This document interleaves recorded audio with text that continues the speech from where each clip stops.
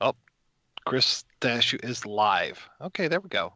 Is it going? Are we allowed? Are we allowed to curse? Oh yeah. Yeah. Why Okay. wouldn't we be? Because you might want to keep this PG. I don't know. Funny man. All right, cool. Well, I guess we will start then, if that's cool. Yeah. Let's get this nightmare on the road. I'm gonna post on my Facebook as well. And I'm ready. Oh shit.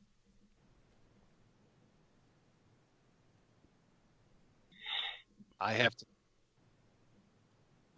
I have. I have to mute our conversation on YouTube because I was hearing it from 30 Oh. seconds ago. All right. So, Chris, you actually have the first line of the script. Yeah, let me get the script open. That's my bad. I don't have Oh it. yeah, I don't have the script open at the moment. We're really underprepared here. Do you want me to pull it up or not? I've got it. All you have to do is Go after ahead. Chris says this Yeah. is Chris Stachiw, you say this is Josh Hadley. That's pretty much your line. This Okay. is Chris Stachiw. And this is Josh Hadley.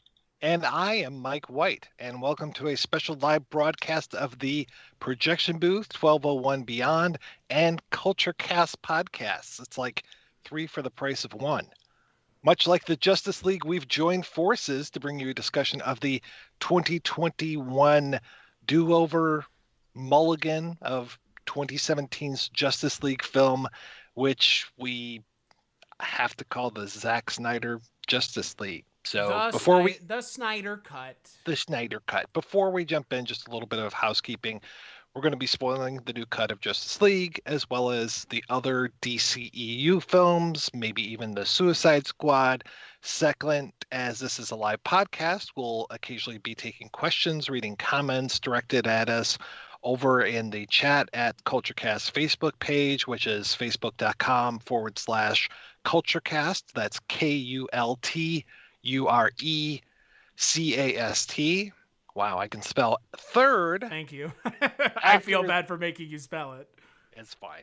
After this is released to our, after this is released to our RSS feeds, it would be really cool if you donated to our shows, be it CultureCast 1201 Beyond or Projection Booth. Consider this like a fundraiser, and we're not going to like bug you every 10 minutes about like fucking tote bags and that kind of stuff. It's just, we're He's here, we're making- live. You're making that promise. I'm not. I will bother you for tote bags and everything else. All right, good. All right, let's get off. Pitch Raycons? Every YouTube out there has Raycons. Are we not going to pitch Raycons to I people? don't even know what a Raycon is. It's some sort of wireless headphone or something. Oh yeah, Every yeah. single YouTube video I've seen in the last 2 weeks is sponsored by fucking Raycon. I don't get AVGN it. is sponsoring Raycons. If you love headphones, buy Ray J's headphones. Now I know exactly what you're talking about.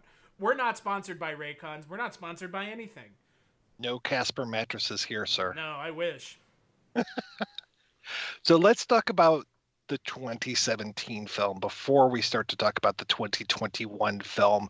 So let's call this the Whedon cut, maybe the original cut, I guess, but Theatrical. theatrical release. Thank you, Josh. I appreciate that. So, Josh, what was your experience with the DCEU and your impression of the original theatrical cut of Justice League from way back in the before times of 2017? Well, I saw all of these up to date because my girlfriend loves all the comic book movies and all this. I've hated every single one of them. Batman versus Superman was so bad, it was laughable. So I wasn't expecting much with Justice League, and it underseated my expectations.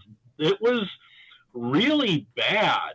And in a weird way, and we can come back to this later, there's actually a couple of things I liked better in the 17 version than the 21 version. There's actually a couple of things Whedon improved on. And that says a lot for me because I can't fucking stand Joss Whedon.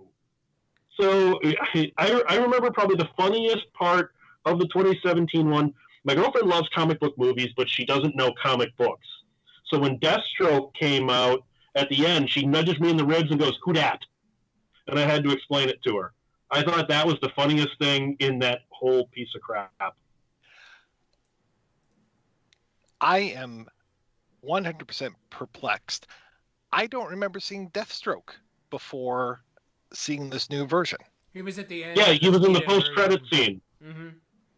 Wow, what the fuck? I even watched... I swear oh, okay. You're trust me, I was having similar issues watching the Snyder Cut. I kept asking myself, did I see this in BVS the Ultimate Edition, or the Whedon cut of Justice League? I kept asking myself because some of the things where it's like, where did this come from? Was like, was this the BVS ending scene? Was this a Justice League ending scene? But yeah, I mean, I saw all of these DCE movies. Sorry, I guess I'm jumping with my experience. I've seen them all theatrically.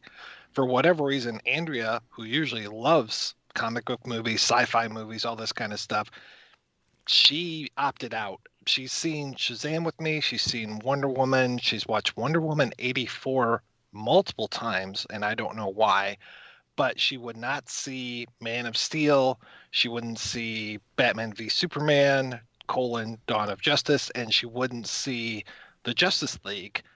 She has watched all of them over the last week as I prepared to do a projection booth on Superman. But I just rewatched these, and I thought I watched them all the way through the end credits and did not see this Deathstroke scene at all. Yeah, he's now. We're allowed to spoil the movie a little bit.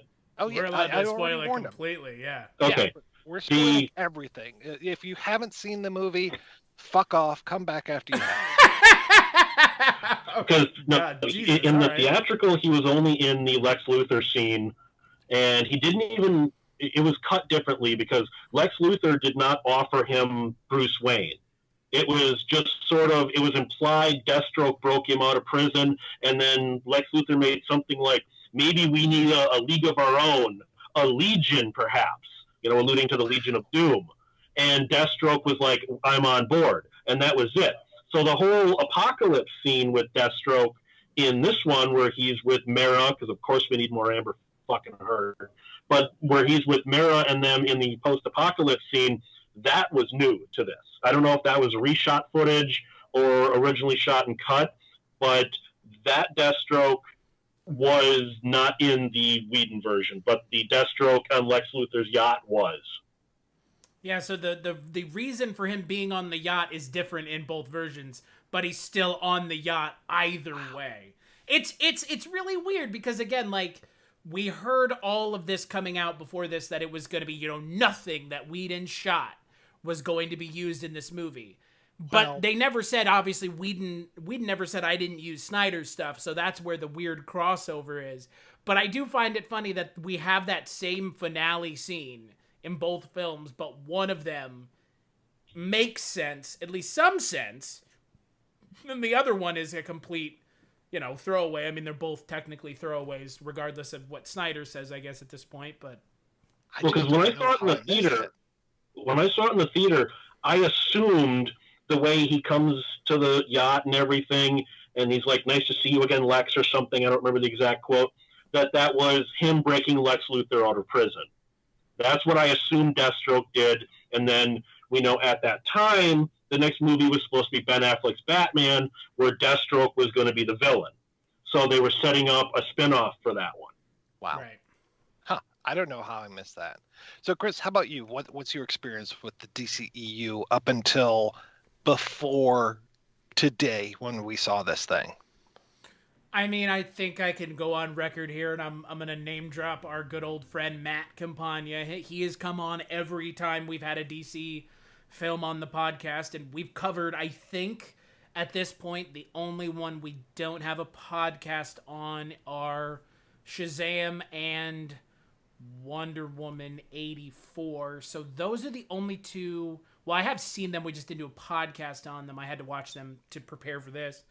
I'm not going to lie. I've been one of those people that has had a bad taste in my mouth left by DC. Mike, we've talked about this before. I'll mention it now. DC had the easier path to make better movies. They owned the three most well-known superheroes in American pop culture, at least before Marvel and Kevin Feige decided to say, let's fucking do something no one else has done, and let's actually make Ant-Man and Iron Man household names. I mean, I know that there are people now that can't fathom Iron Man not being an important part of American pop culture, but 15 years ago, he fucking wasn't. But Batman was, and Superman was. They've been pop culture icons for multiple generations. And the saddest thing about this Snyder's involvement with DC is that, unlike Kevin Feige, he doesn't have a vision for the future that involves everyone at DC. It seemed more everyone having to kowtow to his idea of what the movies were going to be. And then because we're all having to play in this man's sandbox as opposed to playing on the playground together, you have movies like this one that tell stories about characters who, when we see them in movies that come canonically right after this one, they are completely different. Aquaman is completely different. I goddamn guarantee you Flash is going to be probably the same, but that's fine. Flash's character in both versions of Justice League is better than most of the things in the movie. But all of these characters, I mean, even Wonder Woman is not the same character that she is in this movie. And it's weird. I'm gonna argue something with you on that, though.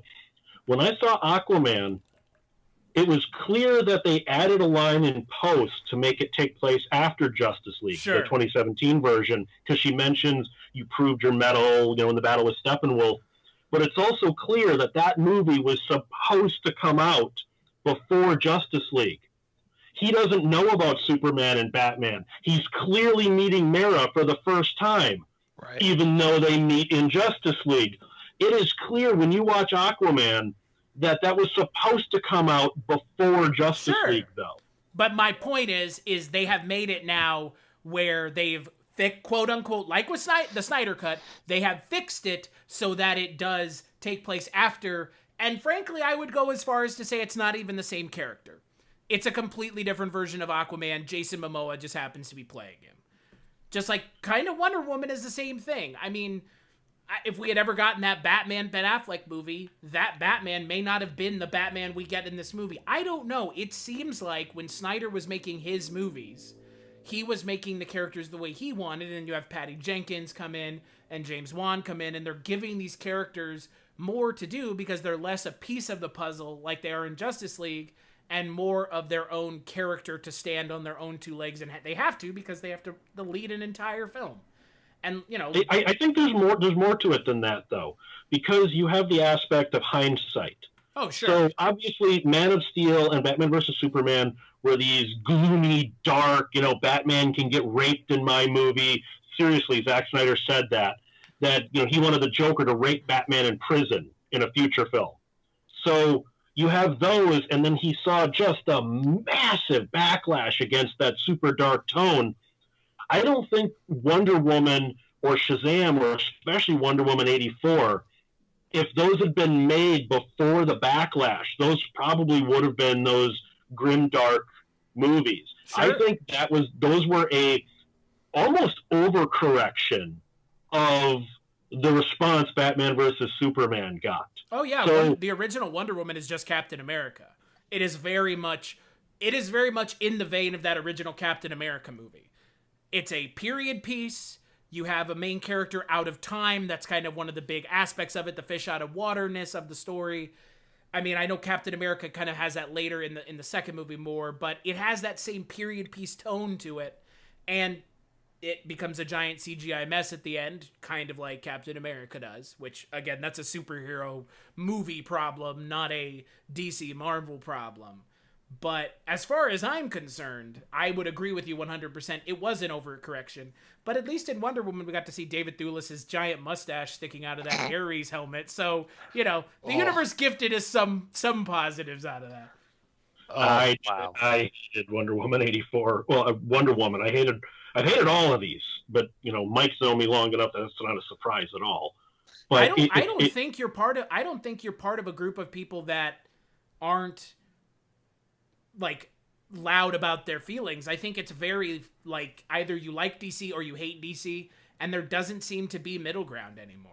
And you can't even like Marvel and DC. You have to like one or the other. It's fucking insanity to me. It makes no sense. Well, you also have the Snyder cultists, which we can talk about later, with the response, even just within one day, that this cut, this movie, this miniseries, this bloated, dying whale that it is, has gotten.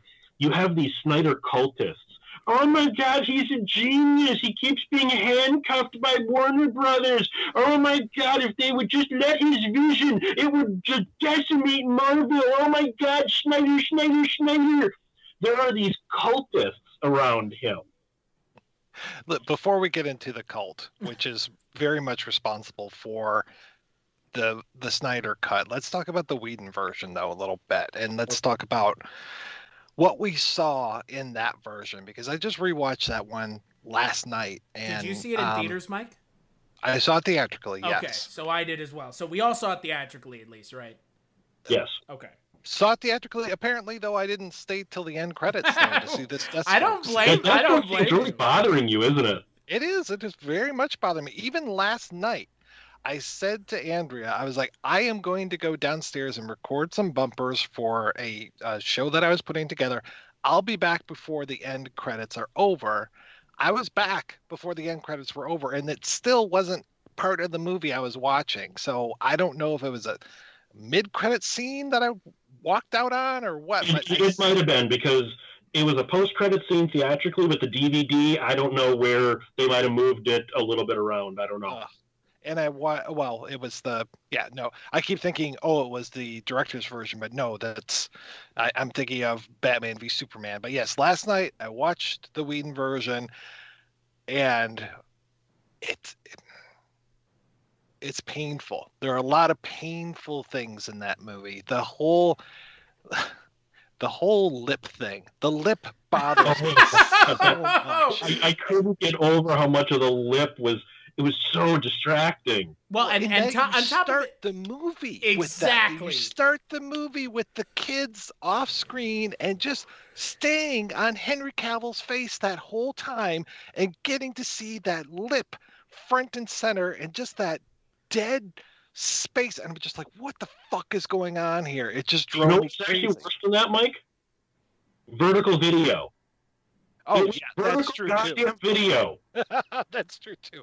I was surprised how much pet peeve that is of mine. I mean, I think you could go out on a limb. Like little hearts coming up and stuff to be like, this is showing live on Instagram right now, kind of thing. I'm pretty sure though, and I think we discussed this before, Mike.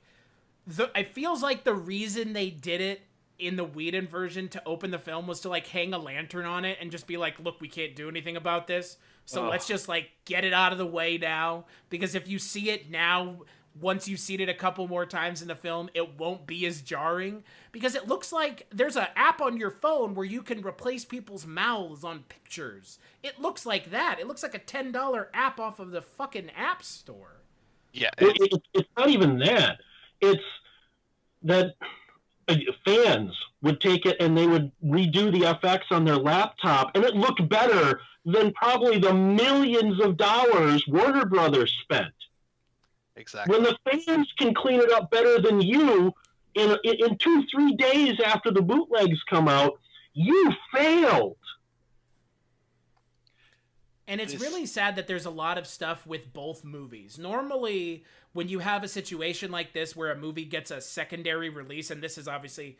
Look, friend of the podcast, he was on my last episode, Cullen Gallagher, was talking about how people are claiming this is an unprecedented release. Like, the history behind the Whedon movie is as wild. Go ahead.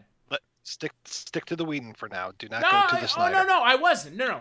I'm merely talking about with Whedon's version of the movie, how much crazy stuff there is in Whedon's movie alone that we could talk about. We could fill this whole podcast just talking about Whedon's movie, and we have another 4-hour movie to talk about too. It's insane. The mouth thing alone is something, like you said, that thousands of YouTubers have made content about for fucking years now, and that's one aspect of the Whedon movie. Just one aspect of it. Not to I mention had the tone or the Russian family or all the other crap in the Whedon movie that was taken out in the Snyder Cut, thankfully. I had no memory of Holt McCallany being in Justice League. Really? Absolutely no memory. So this whole like post opening scene with Batman and him on the roof and all this kind of stuff, no memory. I remembered None it because that was the first. That was when the first season of Mindhunter came out. Was around the time Justice League did, and so I was like, "Oh, it's the guy from Mindhunter." That's weird. I believe it. I believe that it was there, but for whatever reason, when I rewatched it last night, I was just like, wow, I don't remember this. So this whole like quippy dialogue that they have back and forth, and then the whole thing about the parademon, and forgive me if I screw up and I call parademons Chitauri. I don't know why. I keep thinking that they're exactly the same creatures as the Chitauri from the Avengers. Oh, I guess maybe because they are. But the whole thing of fear attracts them, and I guess the planet is afraid because Superman's gone. So this whole thing of I'm going to hang Holt McCallany over the edge, and it's going to attract a parademon. I'm going to lock it in a net, and then it's going to self-destruct for whatever reason, and it's going to leave an impression of the 3 boxes in its goo on the wall. That whoever greenlit that idea that is some of the worst stuff that I've ever encountered. I'm just like, what? Why would they leave 3 boxes in the impression? Why did it self-destruct? It just, none of that made sense to me at all. And that was one of the things where I'm just like, wow, I just don't remember this scene, but okay, I guess I'll go with it. And man, is it bad. Mike, have you ever considered when you watched Justice League theatrically, you were in an alternate dimension where you saw a version we never did? Because I love how like you're being taken aback by things from the original theatrical cut. It was that milquetoast and boring that I forgot most of it as well. And when I rewatched it, I was like, man, I just like some of this stuff I don't remember at all. So many just weird little things, like in the opening credits where it's got the Daily Planet and it's got Prince and Bowie and Superman, and it says, did they return to their planet? And I'm just like, really? That was in this movie? I actually, there is something. No, I don't like the Joss Whedon intro scene, but I like that idea that, you know, because he has some line about it's because he's gone, isn't it? That we've lost hope or something along those lines. I kind of like that idea, which is touched upon in the Snyder version, but not dealt with. I liked that idea that, like, the world was in mourning for Superman. Uh-huh. That was kind of a neat idea that I didn't think was explored properly in the Whedon cut, though. But that, Zack Snyder, I mean, having joy in a movie? No, he had to get rid of all of that. Well, and let's not kid ourselves, and this is something that we probably should get out of the way here.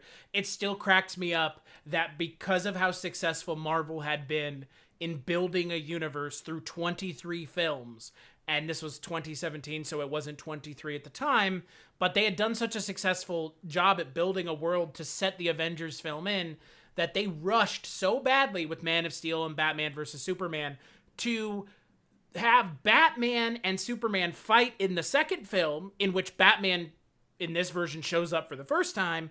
This is Superman's second film, and Superman dies in his second film. And then he gets resurrected in the third film that he's in. That, to me, is just a complete waste of the Superman's arc to begin with. And obviously, Snyder Cut and Whedon Cut have different ways of handling it. But in the Whedon Cut, or just in general, because that is something both films share, Snyder and Whedon, is bringing Superman back. The fact that they got 3 movies in, and that's how they had the Superman resurrection arc was handled between 2 movies, is kind of nuts, given how big of a deal it was when it came out as a comic book. Well, it was also so compressed time-wise from what Marvel had been doing. They literally emailed the Justice League into Batman versus Superman. They were literally attachments. They were literally emailed into the movie. Yeah. Which is the lazy. A friend of mine, Sarah, she's a comic book nerd. She's worked on, like, Snakes on a Plane and stuff like this. She didn't believe me when I told her about the email attachment. She couldn't believe that's how Aquaman, Cyborg, and the Flash are introduced into this universe. And that Lex Luthor, I guess, made their logos. Well, I mean, come on. If you're going to have a superhero, you're going to make a logo for him, right? Yeah. I mean, I can hear him now, like calling up, the graphic designer on the 23rd floor and just like, hey, I need a logo. It's for a guy that can run really fast. Oh, you know what? I need a guy who can breathe underwater and a guy who we just kind of see in the background. And there's another guy, and there's a square. So I don't even know what this guy's name is, but please make a logo. He looks kind of like Miles Dyson from Terminator 2. Yeah, exactly. So I just want to hit on some of these things that I just was so amazed at last night. But I will tell you one thing, watching the Whedon cut that made more sense to me was I don't see... they're not robbers. They're terrorists. And the guy even says that we're we're going to return humanity to this stuff. Okay, first of all, you're going to take out 4 blocks. That explosion that she throws through the roof, that was not going to take out 4 blocks. That would have been lucky to take out the building. Right. That, and we're going to take society back to the Stone Age by killing some school kids. I don't understand that either. Like, take society back to the Stone Age by, I don't know, maybe Project Mayhem, like blowing up all of the credit card companies and like electrical grid or those kind of things. Setting off an EMP to make an Archangel. Yeah. Exactly. I found it interesting. There's a line that's in this Whedon cut which makes a little bit more sense because they say the sin of the world has brought on these demons. So it's like, or a plague of aliens. So it's like, oh, okay. So either they mean the plague of aliens as in Superman and maybe Wonder Woman is considered an alien, or plague of aliens as in these parademons, which are allegedly like going all around. And I was like, oh, okay, well that kind of actually makes sense. But then the take the world back to the Stone Age doesn't make sense. I'm like, make these guys maybe religious fanatics and making some sort of statement about the parademons or whatever. But yeah, and I agree with you. That little explosion is not going to do anything. I noticed that in Whedon's version they didn't use bad language either. They were very proper criminals in the Whedon version. They didn't say fuck or shit or anything else. They were so courteous to those children that they were about to murder. Yeah, well, we had to keep this thing very PG-13. Yeah. But there's also something else. So, maybe this was playing into a deleted subplot with all of those, Stone Age guys. But you have absolute proof that aliens exist. The Kryptonian spacecraft, all the events of Man of Steel. You know that there was a super technologically advanced planet out there. You are studying the alien spacecraft, and people keep like, well, that's impossible. You can't. Okay, after aliens have landed on Earth and you've examined their technology, that's impossible is not a term anymore, okay? Yeah. That you don't get to be surprised anymore. Physics, as you know it, have changed. People fly through the air. People are flying through the air. Yeah. I mean, there you go. I mean, that's like you said, Josh, they're seeing it on TV. It would blow our minds. Our minds would collectively melt. There is something that goes on in both the Whedon and the Snyder that drives me nuts as far as how much time has passed between this scene and the last scene. And we'll talk about it when we get to the Snyder thing, and I know that for sure this whole thing, that opening scene with Batman that I talked about, had to be just added in because Batman's clean shaven. And the next time we see him, he's got a full beard. And I'm just like, okay, I think you said that you're going to go look for Arthur Curry. How many months has it taken you to look for this guy? Because now you have a full beard. There's a big, not continuity, but a big time error in the Whedon cut. When Wonder Woman is talking to Bruce at the lake, which is not in the Snyder cut at all, and she's kind of talking a little bit and talks about the Green Lantern and the battle of men and all that, which is all set up differently. he has like one of the guards at the prison where Wally is going to, and then he sets up and calls that guy to set up the guard, and I'm like, wait a minute, these scenes are in the wrong order. Oh man. It was like, wait a minute, you already have to have done this before you could have done this. The thing that stuck out to me last night when I rewatched the Whedon Justice League was just so many of the Whedonisms. And I think that Barry Allen suffers the most under Whedonisms because there are so many scenes of him just being a total shit, a dork, a didn't know about Brunch? You need to know about Brunch. The drawing of the glasses and the tattoos on the big guy who's behind him at wherever, DMV or whatever that he's waiting for. I'm just like, okay, that's a Joss Whedon thing. There are just so many things that I'm just like, wow, this is Whedon trying to bring levity to this, and it just does not work. And I was actually kind of shocked after watching the Snyder Cut. There was a line of dialogue that I was sure was a Whedon insert, and it wasn't. How'd you get the house back? I bought the bank.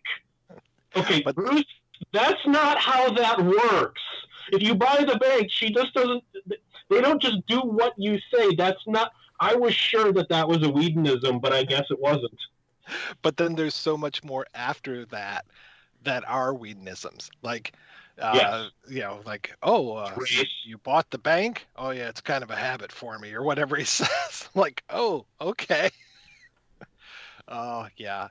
And we were talking about this whole thing, too, of time not making sense is like, they talk about, after Superman died, this one, and I hate using this term, mother box, lit up like a Christmas tree. And it's like, okay. And then a few minutes later, cut to Themyscira, and the box, there's a box, one of three mother boxes there. And it's like, any changes today?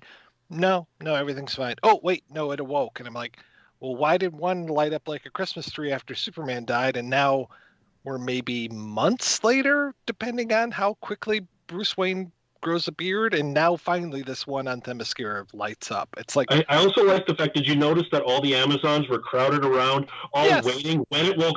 Like, okay, I'm going to go to a different movie for a moment, but remember in like Kingdom of the Crystal Skull when all of the tribal people start breaking out of the walls, and you kind of ask yourself, so do they just sit there all day? Do they take shifts like the Looney Tunes? Morning Ralph, morning Fred. It's like, wait, is that your job to stand there with your sword like this, right, just in case the mother box wakes up?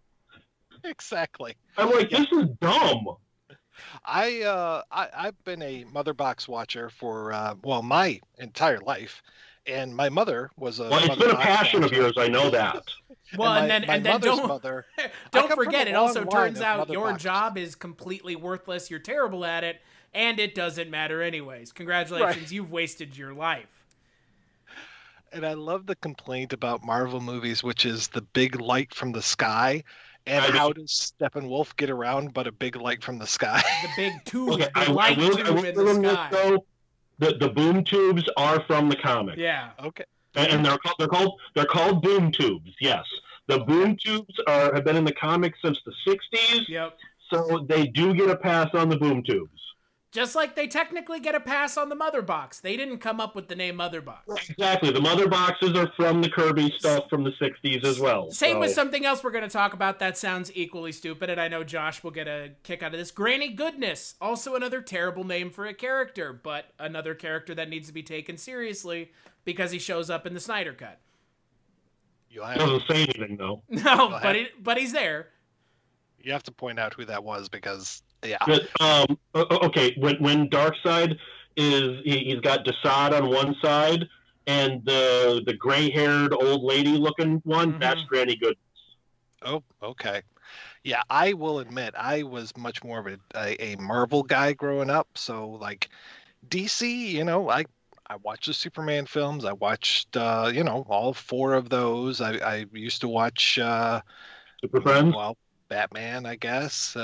So I knew a little bit about these. I watched the Batman movies, but yeah, I was not a DC reader. So like the whole character of Darkseid, he's very new to me, and Steppenwolf, 100% new.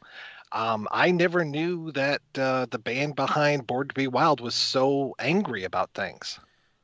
Well, and the other thing, Mike, that you mentioned is, I think, and like Josh, I wonder if you agree with me, like the Reeves Superman and the Keaton Superman and a lot of everything before now has stayed away from the fourth world stuff, the weird, the weird stuff. I mean, even yeah, even Marvel stayed away from their version of the weird stuff. They're just now getting into the multiverse and the cosmic strange stuff. They're just now getting to it, because they know that it's going to be a hurdle for casual viewers to get over. And I mean, again, to your point, Mike, like some of these things are just weirdo things from the comics that make perfect sense in the comics, like boom tubes. But if this is the first time you've ever seen it, because this is the first time it's ever shown up in a movie, you're going to be completely taken aback. And DC didn't do a very good job of introducing these things to the audience in a way that isn't, and Mike, you'll probably get a chuckle out of this, I compare Snyder's Justice League to David Lynch's Dune. It's as problematic as that movie is, with having things go on that if you have, kind of a reference point with the source material, you're like, oh yeah, all the things in Dune, like the weirding modules, stuff like that. Like, that's like the Mother Boxes. It's weird, but like, I'm a Dune fan, so I accept it. But like, Mother Box, boy, that sounds real dumb, doesn't it? It sounds real dumb and bad. I mean, Infinity Stone sounds a lot better. But I also want to say, and I honestly wonder how many people are going to, I don't know what our viewership is right now, will get this joke. Two people. I think. Two people. There you go. 9 on YouTube. Oh, okay. Whew. Now, he was still alive when they supposedly shot some of this footage. Why did they not get Renee Auberjonois to voice Desaad? He was the voice of Desaad on Super Friends. He was jumping ahead, Josh.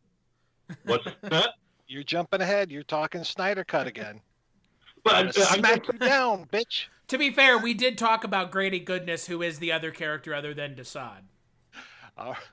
Let's to go back to Snyder Whedon Cut, there was a moment that Snyder did fix that I laughed out loud in the theater at. They're all off fighting the resurrected Superman in the day for night nonsense in the Whedon Cut, and the Mother Box has landed just on top of that car. And then the boom tube comes down, and they totally forgot about it. And, right in the theater, I turned to my girlfriend and went, yoink! That needed just a yoink sound effect. At least the Snyder Cut fixed that. That wasn't nearly as dumb as it was in the Whedon Cut. Well, there is a sound effect. Speaking of boom tubes, there's a sound effect that happens after Steppenwolf appears or disappears that is basically like, it's almost like the noise that the Great Gazoo would make in the Flintstones. It was just like this little noise. I'm like, what the hell is that? Like, that was some of the worst sound design that I've heard. But more Whedonisms. We have so much of Martha and Lois together, and this whole weird thing of Martha saying to Lois that Clark said that you were the thirstiest woman he ever knew, and then she changes it to hungriest because she's hungry for stories. Using thirst in that way, in a very 2017 way, it took me a minute to even cast my mind back to thirst traps and all those kind of things. I was just so disappointed that joke was even thought of, much less put into a multi-million-dollar film. I'm sure Joss Whedon thinks he's funny. And yeah. I was going to say, Joss Whedon was chortling to himself while writing that down. Just like, how can I make something funny? I'll put thirst in a Justice League movie. That'll make them laugh. Oh, the other thing I forgot was the whole idea too of the parademons not liking sirens, because when I was rewatching that first scene with the parademon and Batman and him are fighting way up above the city and all this stuff, and then just happen to land back on the same roof that they started on, which was amazing. That somewhere in the middle of the fight, this siren starts going off. I'm like looking at my computer, I'm looking at my phone, I'm just like, what the fuck is going on? Talk about bad sound design. I'm just like, where's this noise coming from? Well, And there's then also later on, he says to Alfred, like, they really hated the siren noise. You know, we got to use that. I'm like, oh, okay. The siren was coming from the TV. I thought it was from outside. there's also something about the parademons that I like better in the Whedon cuts, shockingly enough. When they have the flashback to all the armies fighting, well, it's Steppenwolf in the Whedon cut, you actually see how parademons get made. They get like the corrupted fallen. So they don't do that in the Snyder version. That makes them almost more pitiable. These were once your comrades that are now this zombie-like demon. That's actually more horrifying, I think. Well, they mention it in the Snyder cut. They one line mention it. They just go like, they go like, but they actually show it in the Whedon cut. Yeah. Like, but in the Snyder cut, one of the guys on the ground gets stabbed, and then he starts shriveling up and stuff. And I'm like, that was kind of neat. Yeah. Well, in Snyder, it's like a one-line throwaway. It's like, they raise the world and everybody becomes parademons. It's like, I would rather see that, actually. And like you said, Whedon actually shows it, which I do appreciate. Yeah, I mean, it's that old screenwriting thing, right? You tell it, you don't show it in order to make it better. Show, don't tell. No, I was going the opposite way because that's how Snyder works. Oh, yeah. Well, boy. Yeah. Well, oh, God. To be honest with Joss Whedon, though, he was one of the few guys who could break that rule. And I look at the pilot episode of Firefly. The version that was the original screener version given to critics, the Battle of Serenity was told by the two survivors, and so much emotion in their voice and tone. But in the aired version, they showed the battle. It didn't have nearly the impact of watching these two PTSD characters telling it. Sometimes telling is better than showing. I will admit that. You just have to be really good at the telling. Josh is right, the famous speech from Jaws is all told and not shown. Thank God they didn't cut to, a de-aged Quaid out there floating with Herbie, and Herbie ends up and he doesn't have any legs anymore. Thank God for that. There's a whole movie of that Nicolas Cage USS Indianapolis. That's a Jaws prequel, right? Exactly, it is. But see, here's the funny thing: if you're not Joss Whedon and you're Zack Snyder, you don't choose between show and not tell, or tell and don't show. You can do both. Yeah. You can do both. And guess what? It doesn't work. That battle against Steppenwolf, I had forgotten about the one Green Lantern that showed up. I thought it would have been like the whole Green Lantern Corps that showed up. You would think that, and especially it wouldn't be the Green Lantern of the Earth sector, because that was almost always a human. Although I think Avian Sewer was the Green Lantern of that sector before he chose Hal Jordan and Guy Gardner and all that. But yeah, you would think the Lanterns, and they were supposed to be in more. I gotta bounce between the two cuts for a moment. Martian Manhunter scenes, when he visits Bruce at the lakeside cabin. In the original script, I don't know if they ever shot this. They did. That was Kilowog of the Green Lantern Corps meeting with him, offering their services. Snyder said recently that they did shoot that scene with the Green Lantern, but Warner Brothers told him, we have our own plans for the Green Lantern characters, which they do, and they're not lying. They have a TV show coming out on HBO Max. But that was their reason. Whatever the fuck, amount of value you put into that statement is fine, but whatever. I mean, it's okay. Just restrict people from using characters because you're going to use them as well. So they take these 3 mother boxes and they give one to the elves, one to the dwarves, and one to the humans. And the fire drakes from the north get nothing. Yes. Oh, and those damn Rohirrim, they just treat those wild men terribly. Let's It's not kid really ourselves. In the Snyder Cut, there should have been a moment where Superman and Batman were talking to each other, and Batman looked at Superman and went, "Where was Gondor when the Westfold fell?" bad. Well, when the Amazonians shoot the arrow and it lands in that temple and lights up, I'm just like, oh, Gondor calls for aid. I think Batman should have asked Superman. Now, I don't know if they were just making an implication. So, okay, Lois has, you've accepted, because she's wearing the wedding ring. Do you notice she had a pregnancy test in her drawer where her press Force pass was? majeure, dude. It was force majeure. The lack of subtlety is shocking. Bam, right across the face. Yeah. Yeah. He is like a wooden mallet to the forehead with subtlety. It just knocks you out. The music cues in both movies. We'll talk about the Snyder one, but the music cues in the Whedon one were just killing me. The use of the white stripes for Arthur Curry when he's walking and drinking and about to go back in the ocean. I'm just like, wow, what the fuck am I watching? Not as bad as the end credits song of, what is it, Come Together by Aerosmith. I'm just like, why come together? I guess because all of the superheroes are coming together, but why? Why are you using this? So bad. And I had forgotten how they plant that Russian family, that goddamn Russian family, who I guess is living like, what, 10 miles away from the old cooling tower of Chernobyl. What are they doing there?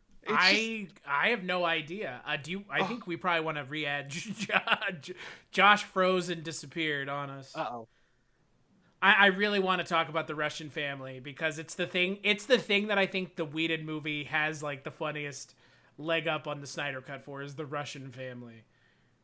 I think that they might like eventually become stalkers in the zone. I mean, they mentioned in the Snyder Cut that area is like irradiated to hell. Yeah. Like there's a joke about it.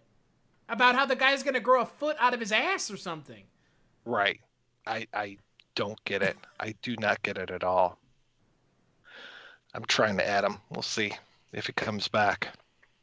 We'll give him a moment. His brain might have exploded from thinking about the Russian family. My brain exploded having to think about the Russian family. God. This is a good time to remind folks that this is a little bit of a fundraiser for the Culture Cast, 1201 Beyond, and the projection booth. So, throw us a couple bucks if you want. We are on Patreon. $1 is all really it takes nice. on my end to get bonus episodes. Holy shit. That is so cheap. $1. For me, it's like $10. But see, I'm going to give a shout out to my Patreon subscribers who are watching us live right now. Big thanks to all of you out there. You know who you are. Do you know who they are? I know. Do they know who they are? So what happens if we don't re-add Josh? Do we have to go this alone? As alone as the two of us together is? He is trying to call us. Oh. You can merge calls. Let's see. Oh, look, there we go. There we are. Oh, you are on your phone. Yeah, because I completely lost the internet, so I'm on data right now. Oh, man. Wow. My internet on my phone and my computer just... this place likes to do those brownouts where they just go down for an hour and then everything's fine again. Right. I'm more personally a fan of the brown note. Yes. So all of a sudden it was like I just lost you guys. I lost everything. But have you lost the will to live because we're about to talk about the Russian family? Oh, good God, the Russian family. At least they're gone now. Yeah. Thank goodness for small favors. What's insane to me is that Whedon felt it necessary to add what could conceivably be called a side plot to the climax of the film. A unnecessary side plot that adds nothing. Zero. It adds so little that by not having it in a different cut of the film, that cut is better. Wildly better. The climax actually somewhat works. without a random Russian family stinking up the joint. I was actually waiting for them while watching the Snyder Cut. Me I was too. like, because I didn't know if those were a Whedon creation or a Snyder creation. So I was happily surprised they didn't show up. It feels like Whedon wanted to do it for one reason. He's like, wouldn't it be cool if Flash pushed a car? Yeah. No, it wouldn't be. It's not cool at all. It kind of takes Flash out of everything. I mean, Flash really isn't in the climax anyways, which is funny that they actually figured out how to... You know what it is? In the Whedon version, they had to figure out a way to keep Flash out of the climax. And so that's what they did. That's all it is. If you think about it, Flash isn't in the Snyder Cut climax, but he's not in the Whedon Cut climax either, so they had to figure out a way to get him out of it without completely changing the film and having it go closer to, quote, Snyder's vision of the film. So the Russian family is a means to an end, and it is a terrible means to an end. But it keeps Flash far away from the main fight, which is what it had to do. That they keep cutting back to them, and then there's like the parademons are outside of the house, and they're like, what happens when we run out of food? And I'm like, well, first off, your English is very good, and then that the little girl has bug spray, and I'm just like, oh my god, this is terrible. Why? Hey, at least Superman didn't pick up a building and move it, because the structural integrity of buildings is do that, don't you know? Yeah, of course. Yeah, definitely. The one thing, remind me, sorry to jump back like quite a few minutes. Is there a moment after Wonder Woman saves the kids that is there a little girl that says, I want to be like you in the Whedon version? No. Okay. All right. I was just save the kids in the Whedon version the same way. They don't have that whole bank subplotty thing is not as drawn out. Right, okay. It's not as funny in the Whedon version. A guy doesn't get pink misted in front of a bunch of children, and the children are just like, okay, can I be like you so that I can just murder people with wanted abandon? That dude got blown up in front of children by another human being, and those people were okay with it. Because we're in the Zack Snyder verse now, where violence is cool. Yeah. It's true. I was talking about the music cues, and I had forgotten that Elfman came in and did the score for Whedon's Justice League and did all of these little nods, one to himself and then two to John Williams. So like when J.K. Simmons shows up as Commissioner Gordon and then Batman shows up, which I guess that would have...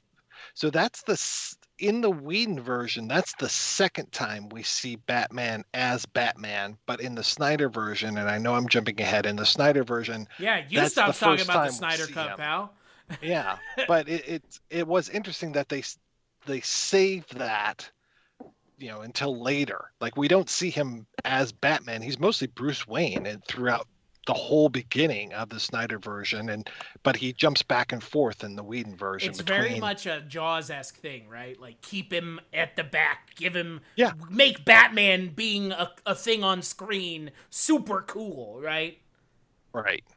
Yeah, it definitely is. Whereas we'll show Cyborg whenever he shows up and Flash whenever he shows up.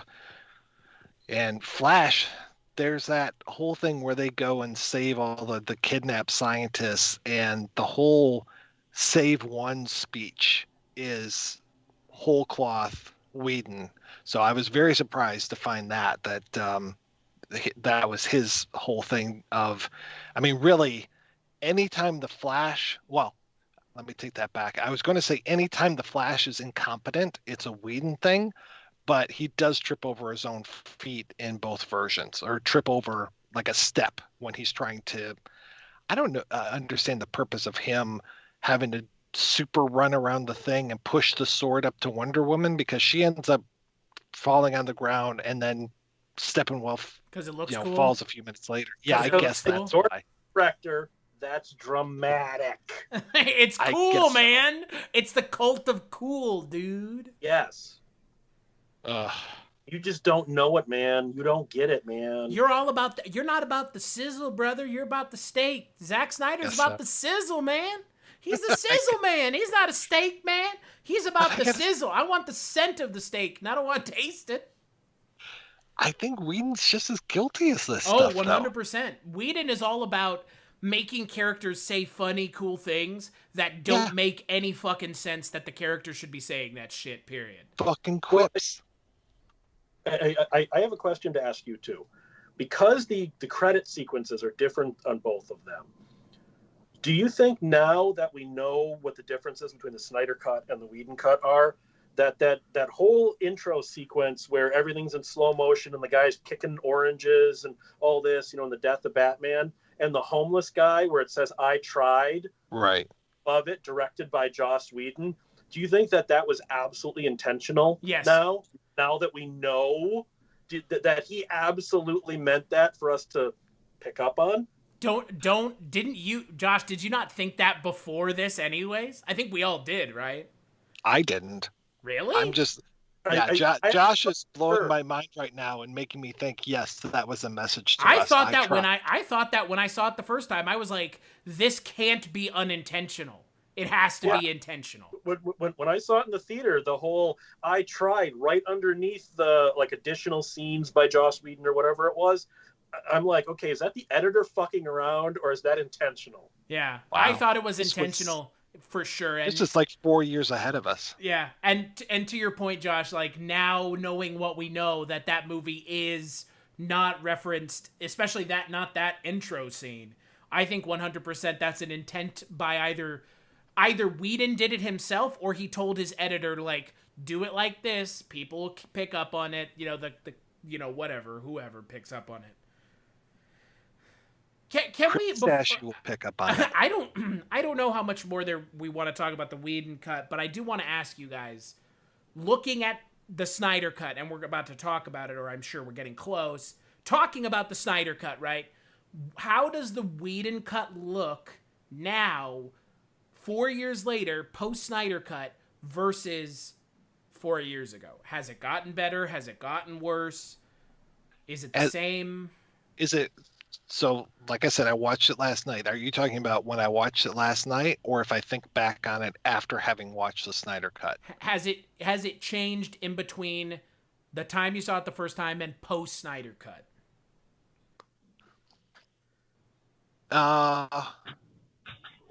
Now that I see what Whedon brought to the party, I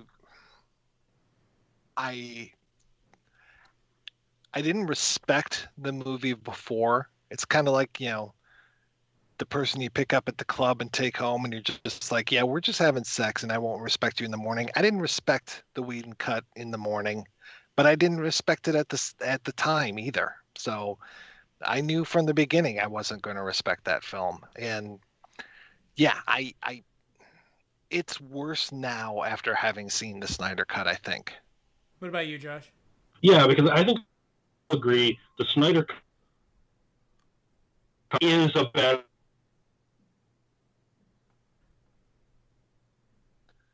to me that saying, do you want to get shot or do you want to get stabbed?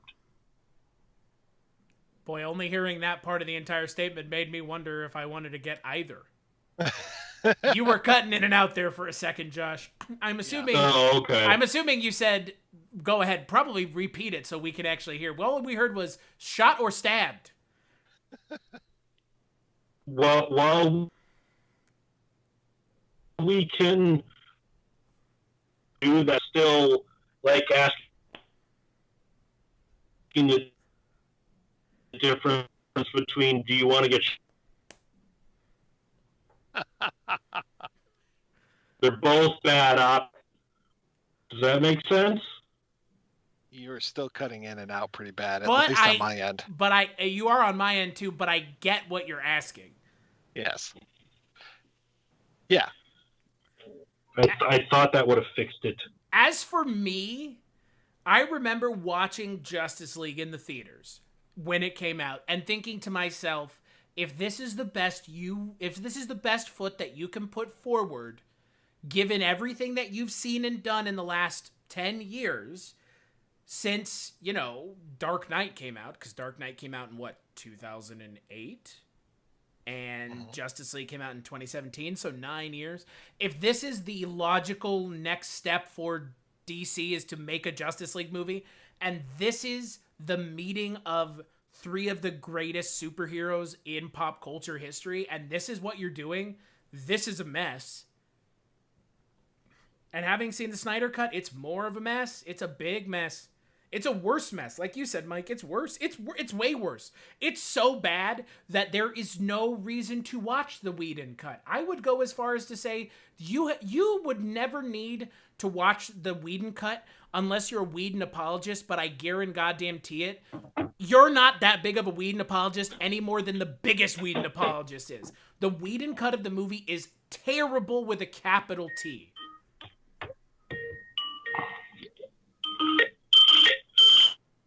The Whedon cut is the worst DC movie of the DCEU. It's the worst, absolute worst. I don't know if I'll say that. What's worse than Justice League Whedon cut? 1984, Wonder Woman 84, I think, is a bigger disaster. Yeah, but at least Wonder Woman 84 tells a coherent story. Is it a story that makes very little sense from a morality standpoint? Sure. But at least it doesn't feel like a Frankenstein's monster of a fucking movie, where there's two tones that are like going back and forth, because Whedon tries to say, well, I can't un-Whedon myself, so I'm going to Whedon up the Snyder movie, and he can't do that because Snyder's vision, again, going back to my example earlier, Snyder's vision is so narrow that it is hard for other directors like Joss Whedon, who has his own unique style, to play successfully in that sandbox. He can't do it. But the thing I'll say between those two is, I liked and say that about Wonder Woman 84. I despised that movie from beginning to end. That's fair. That's fair. I mean, you're not. I don't think that you're in the minority in saying that you didn't like Wonder Woman 84. Mm-hmm.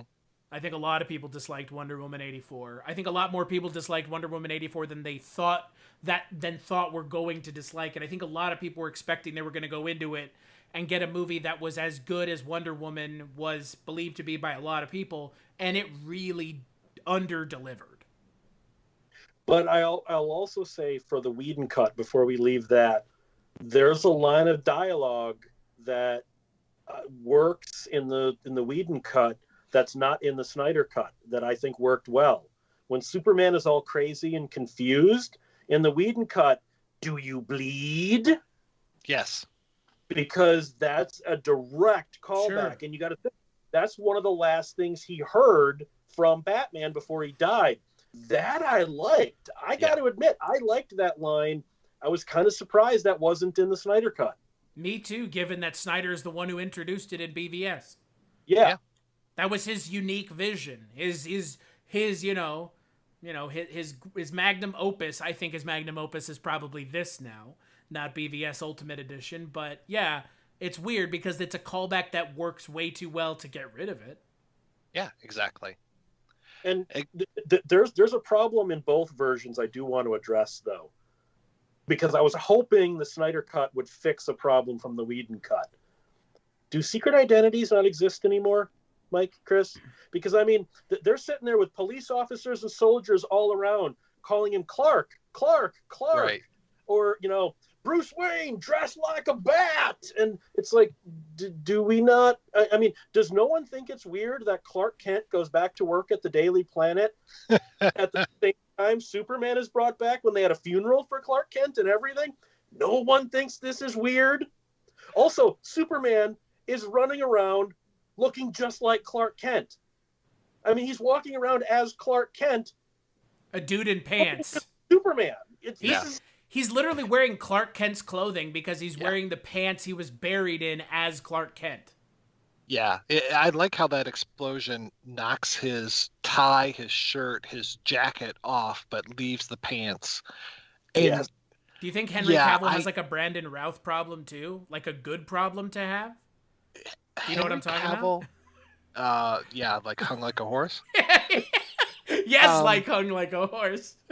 yeah, the thing with both the Routh, but especially the Cavill versions, is that Clark Kent is just Superman with glasses. It is not the we were talking about this on the Superman podcast that I did for the projection booth, was how effective Christopher Reeve was when it came to his portrayal of Clark Kent, that he's basically giving a double performance, whereas Cavill, he's just one person the whole time. Like his Bruce Wayne, his Clark Kent is just him with glasses. There's no like stuttering, muttering, unsure of himself, nerdery. There's no personality differences between the two of them.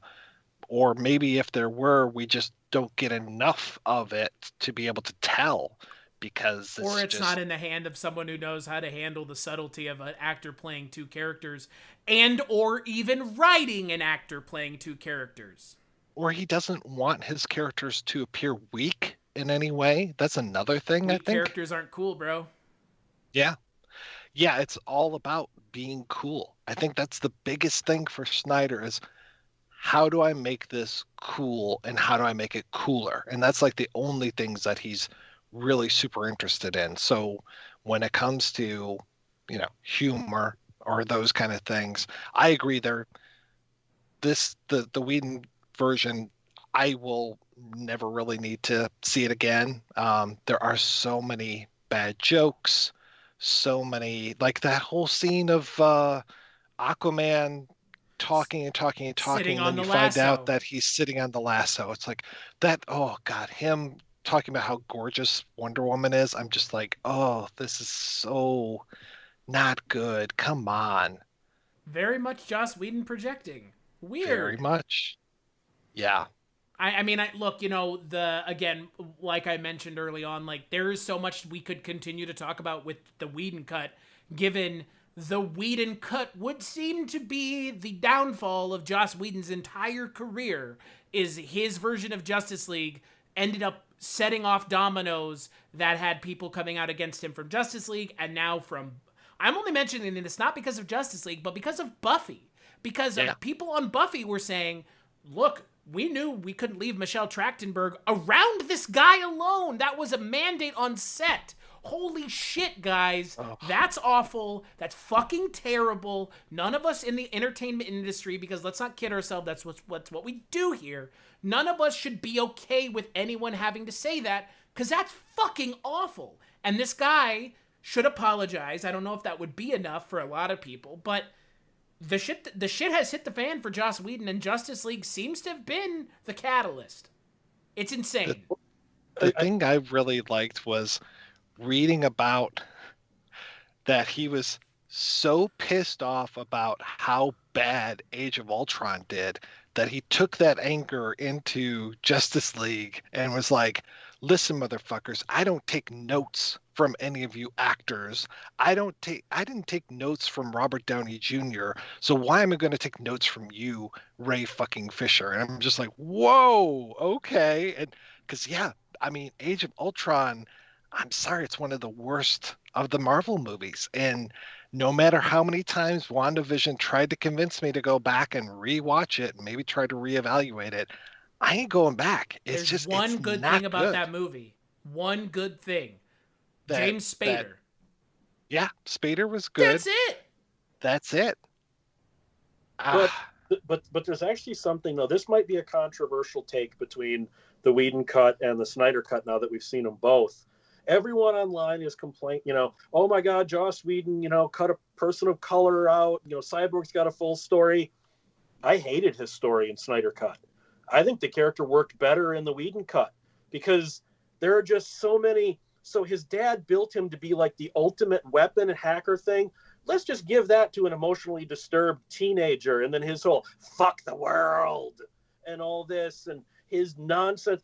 I actually think he's a bigger asshole in the Snyder Cut. He was a more relatable character in the Whedon Cut, shockingly enough.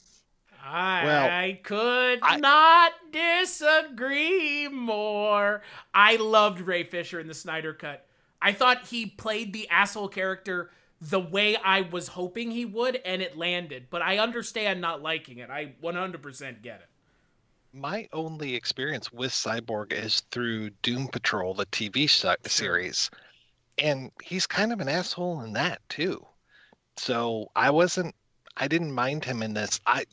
The reason I finally figured it out, folks, in case you want to know why the Snyder Cut is 4 fucking hours long, it's because it contains 2 origin movies shoved into a 2-hour movie. So basically three. Aquaman, Flash, and Cyborg. They all get an origin movie.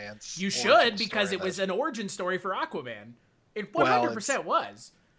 Where's Tamora Morrison and Nicole Kidman? That's his origin story. It is because they added it into Aquaman. I mean, hindsight being 2020 again, right? I could not remember when this takes place as opposed to Aquaman. So I'm just like, does he know Amber Heard? Does he know Willem Dafoe? Well, that's what Josh Have we already mentioned. had this adventure? Yeah. And then at one point she talks about what a dick his brother is. I'm like, okay, I guess we haven't had that adventure yet. No, we hadn't. I thought that he didn't even know about the Atlanteans at this point. So yeah, but I will say, like, all of the Flash stuff, all of the Cyborg stuff, I mean, that to me makes up the majority of the shit that was cut out of the Snyder Cut, the stuff that Whedon just chopped it out kind of thing. Because these are full movies that are inside of here. Maybe not like, to Josh's point, maybe not like a redemption story for Cyborg. Maybe I would hate the Flash if I saw this as his origin story. I probably would, because he's kind of a spaz, maybe a little bit retarded. But man, I'm just like, oh, no wonder this is so much, because there's so much fucking Flash and Cyborg in here. It's crazy. Yeah, I have in my notes here, I wrote, this is an origin story with Justice League, the Justice League as we saw it in Snyder Cut. I had in my notes, it's 3 origin stories with Justice League tacked on, because that's what it is. It is 3 movies. We're never going to see that Flash character the way he is in Justice League ever again. He's going to be different in the Flash movies. So this is the version of the Flash's origin story. We're going to see. Billy Crudup's not even going to be in the Flash movie. So and I mean, okay, Mike pointed out and he did the 4-hour runtime. We're on video, so it's very effective. Yeah. I'm for you so. It's from an old Bill Cosby routine from before we knew he was a rapist. But like all the stuff with Iris West could have completely been cut. I actually thought she was going to be a character that might have had dialogue besides, oh, come on, when her car didn't start.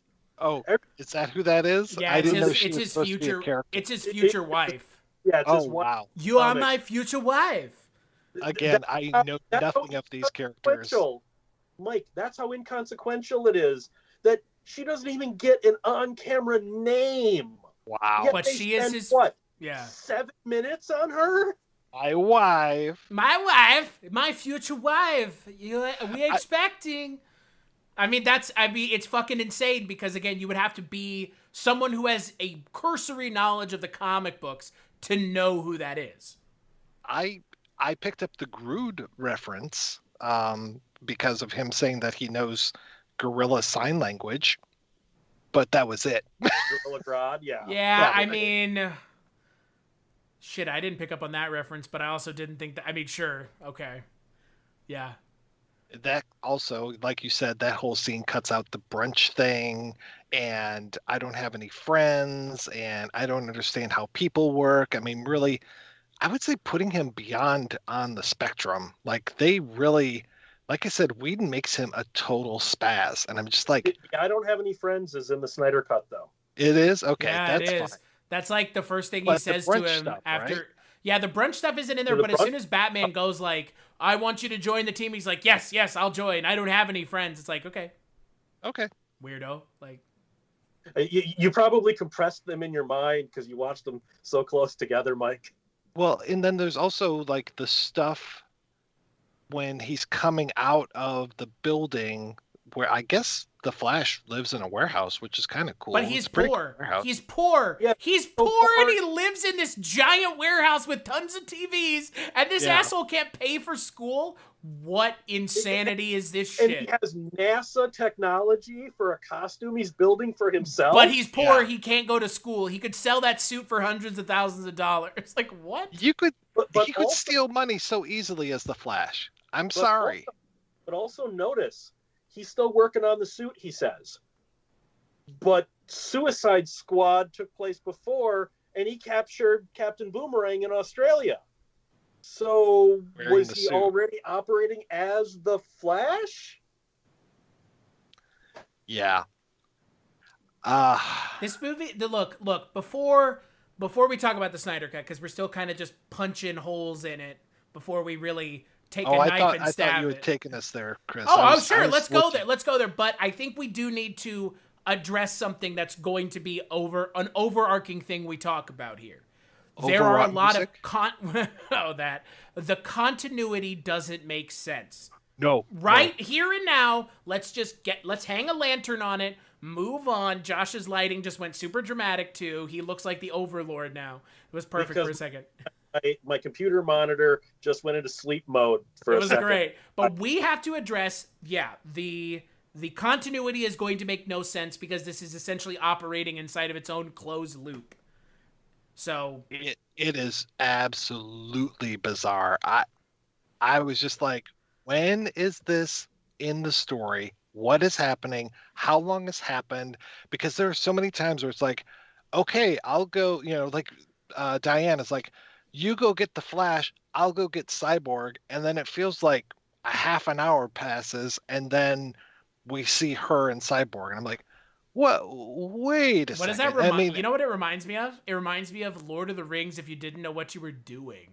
yeah, It, exactly. Like that is the okay. So look, I'm gonna get this out of the way, and both of you are probably about to get real mad at me. I actually like the Snyder Cut. I actually enjoyed it. I would actively watch more movies in the Snyder. Yeah, and look, I get it. Like I understand, but here is why.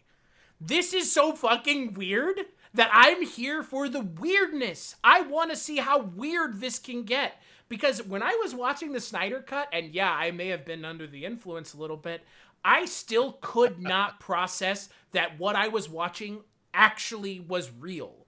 It was so weird that this movie came out, and it is not the movie we saw from Whedon. It's not at all. It is such a different experience, completely different. Yeah, there's, they're gonna fight under Gotham Harbor. They're gonna fight at the power plant in whatever unnamed Eastern European bloc country. They're gonna do this. They're gonna, he's gonna go to that little Nordic fishing town. But you know where it's going, but you don't know anything that's going to happen there. And boy, like, I can't even begin to be as surprised as I am that I enjoyed this shit, because Mike knows very well that I went into this absolutely being convinced that this was going to be the biggest waste of 4 hours. And yeah, about an hour and a half of it was a waste of time, but there were 2.5 hours in this movie that I genuinely found compelling and interesting. You notice I didn't say good. I said compelling and interesting, because it's just weird. It's just a weird thing that exists. Okay, so we got to deal with this. So I hated this. This thing was a fucking slog to get through. But let's put the elephant in the room away right now. So a lot of people online, the response, and I don't know, Chris, if you have the same ideal, are going, oh my God, this is so good. This is the version that should have been released. No. Warner Brothers was holding him back. This movie would never have come out in theaters, period. There's no way this is a viable theater release, period. No. But not just that. This is him after seeing the response of Aquaman and all that. This is him doing his cut in hindsight. Let's say Warner Brothers would have allowed a 4-hour cut to theaters. That's not the version that you're No. now. And that's what people, they're just, the Snyder cultists keep, this is, you know, a redemption for us. This is what should have come out. Oh, This isn't what was going to come out, people. Okay? No, they're look, it's retroactively changing history to fit the narrative now when everybody knows how this worked. Yeah, no one in this podcast is going to sit here and pretend like this movie that we're seeing today is the movie that we would have seen should he been given the opportunity to release it 3-4 years ago now. That movie would have been a different monster, but a monster, it would have been close to what we're seeing now. But it would have been a darker, more dour piece of film. Because all the just have faith shit, like, no. None of that was in the original movie. We all know it because it wasn't in Batman versus Superman. That was never the mindset. That was never the theme or the goal of the movie, was to show how much faith they have in Superman. That was added in now because, like you said, Josh, it's changing history after the fact and saying, oh yeah, well, you can't tell me that I wasn't going to do that because you don't get a chance to see the 2017 version. So here's the 2021 version. Take my word for it. This is what it was going to be. Well, there's also, I can almost guarantee all of the post-apocalyptic, the nightmare vision stuff, that was all redone because Amber Heard said she was called back for reshoots.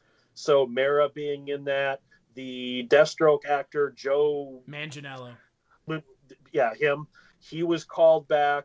So all of that stuff, and, you know, we know Jared Leto as the Joker was a callback. All of that stuff was 2020 footage. Oh, yeah.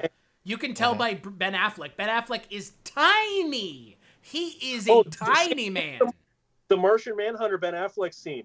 Look at how skinny Ben Affleck is. Yeah. In that.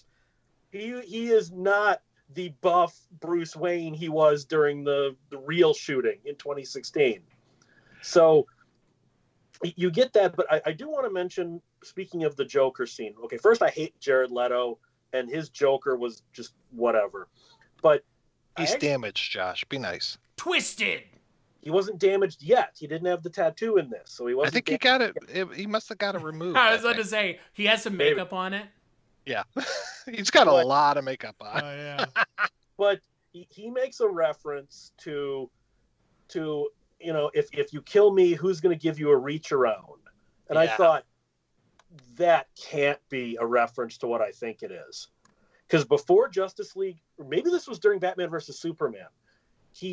Snyder was like, this is so dark. Batman, I want Batman to get raped in prison by the Joker in my movie. And fans were like, what the fuck? Was that a joke to that?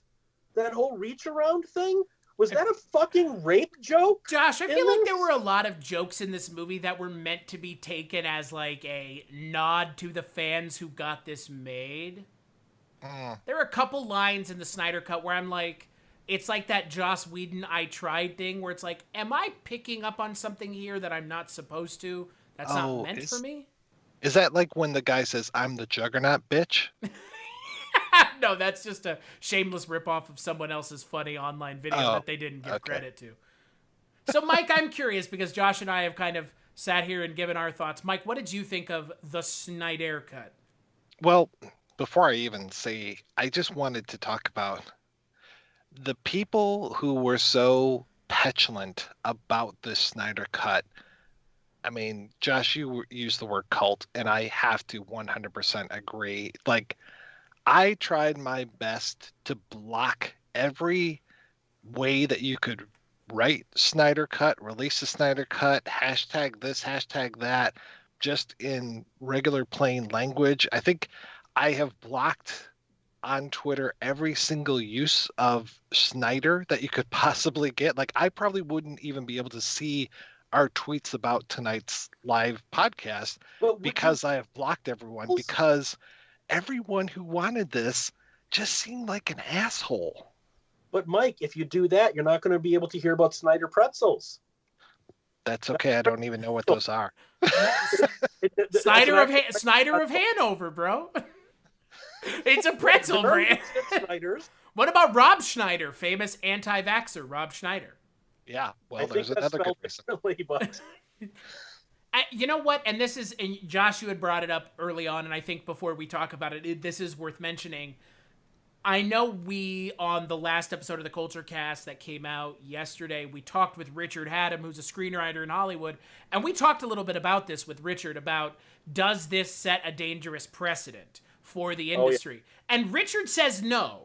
And I think Richard's justification from an industry veteran, because Richard has been a veteran of the industry for 25 plus years now, I think his answer makes sense, and I'm starting to see where he's coming from, because there is that reactionary in me that's like, oh my god, does this mean we're going to get Last Jedi, the non-Rian Johnson cut?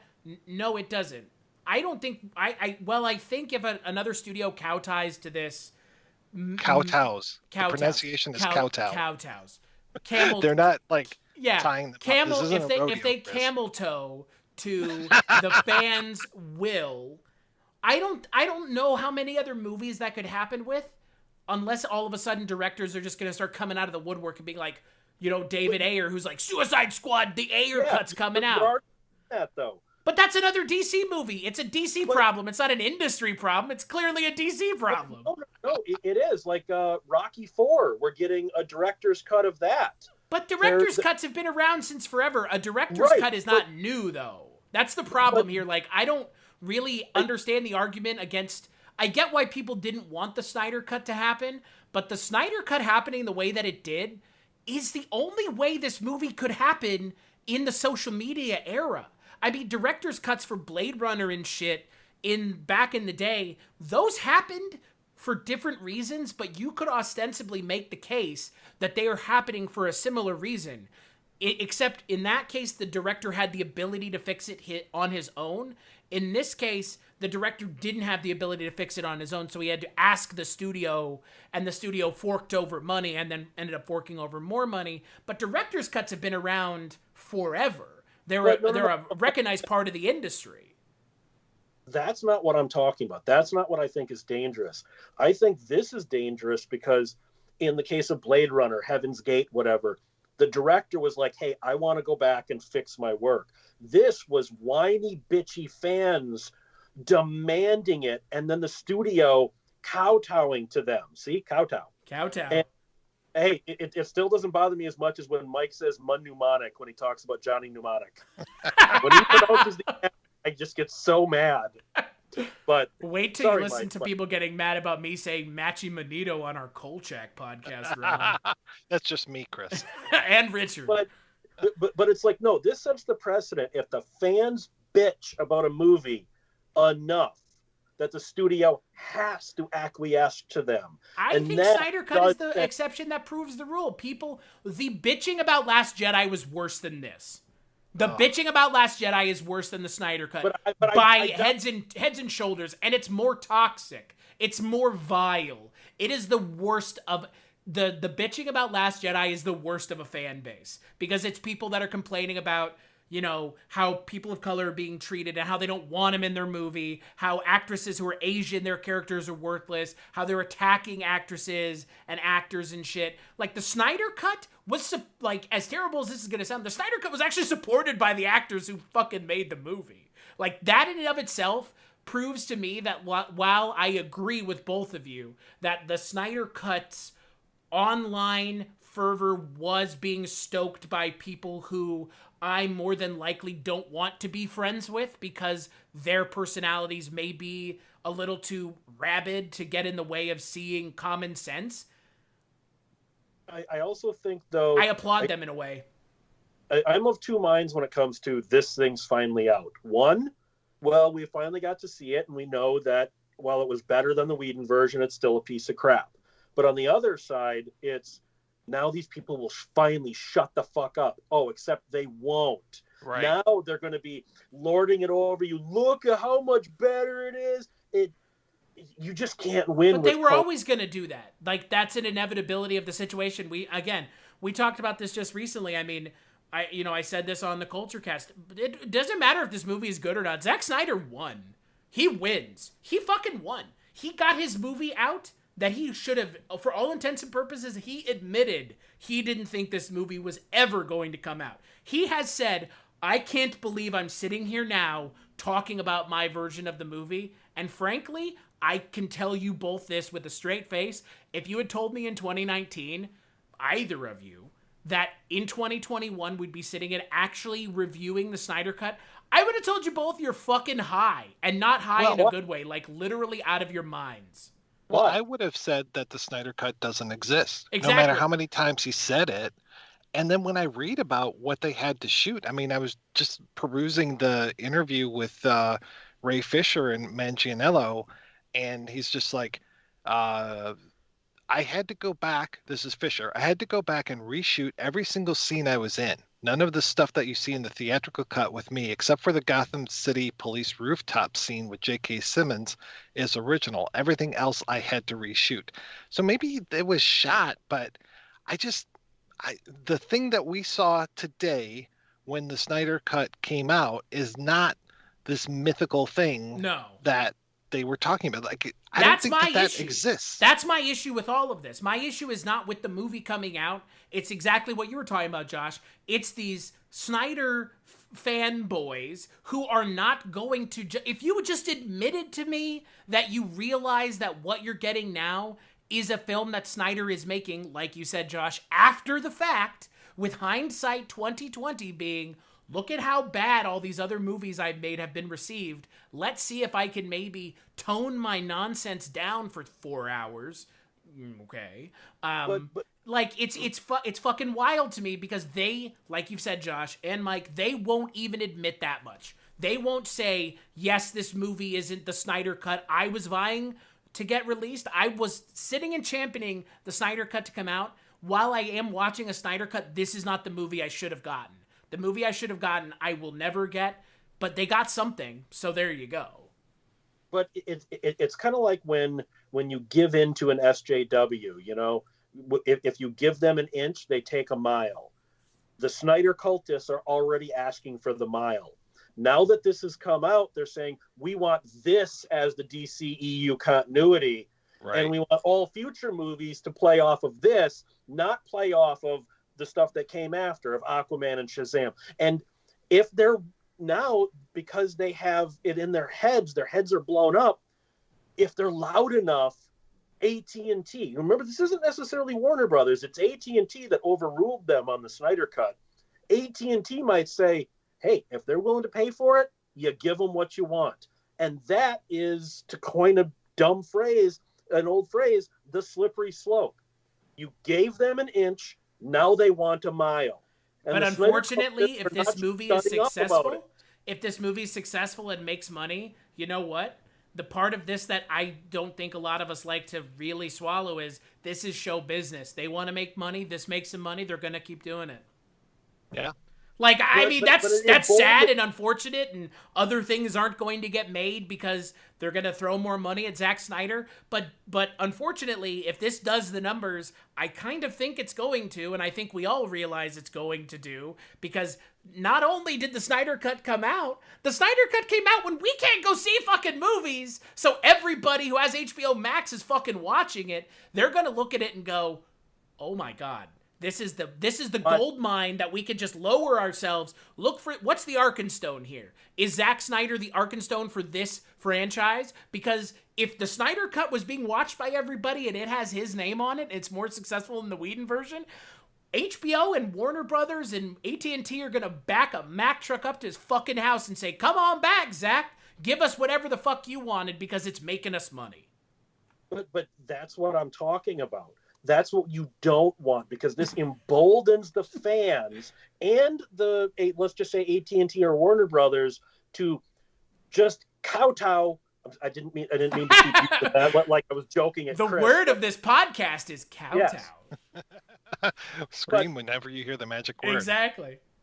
It will bow and kneel to fan service, and they'll stop making movies that are movies, and they'll start making it for fans. Because I can guarantee you, the Snyder Cut possibly is an exception to this because of all the hype around it, but this movie was put together by AT&T for a relatively small group of people. Your average person who saw Justice League in 2017 is going to be curious. Oh, there's a new version of it. Okay. They're not going to be like, well, they screwed this up and Superman shouldn't have acted like that and the look was annoying. But guess what? A number is a number regardless of the reason that they watched it. I saw so many people, me included, and talking on Twitter, they're just like, my wife or my girlfriend or me, we had no idea that there was any controversy around the Justice League movie, and what is this new thing? What is a Snyder Cut? They have no idea. And I'm just like, that's kind of the world I want to live in. I wish I didn't know all of this stuff. I wish I didn't look at the preview for Army of the Dead or whatever the fuck his new movie is and go, oh, look in that vault. There's all these film cans. He's making a reference to the Snyder Cut. I'm just like, oh, I don't want to live in this world anymore. It also comes down to there's just something to be said about, I don't know if ignorance is the right word, but people who just go to see, I mean, like we are the exception. We are cinephiles. We're fans of, the genres, these characters. Probably 90% of people who go to see a Marvel movie or a DC movie don't give a shit about continuity or whether the costume is comics accurate, or if the actor said the N-word on Twitter or anything.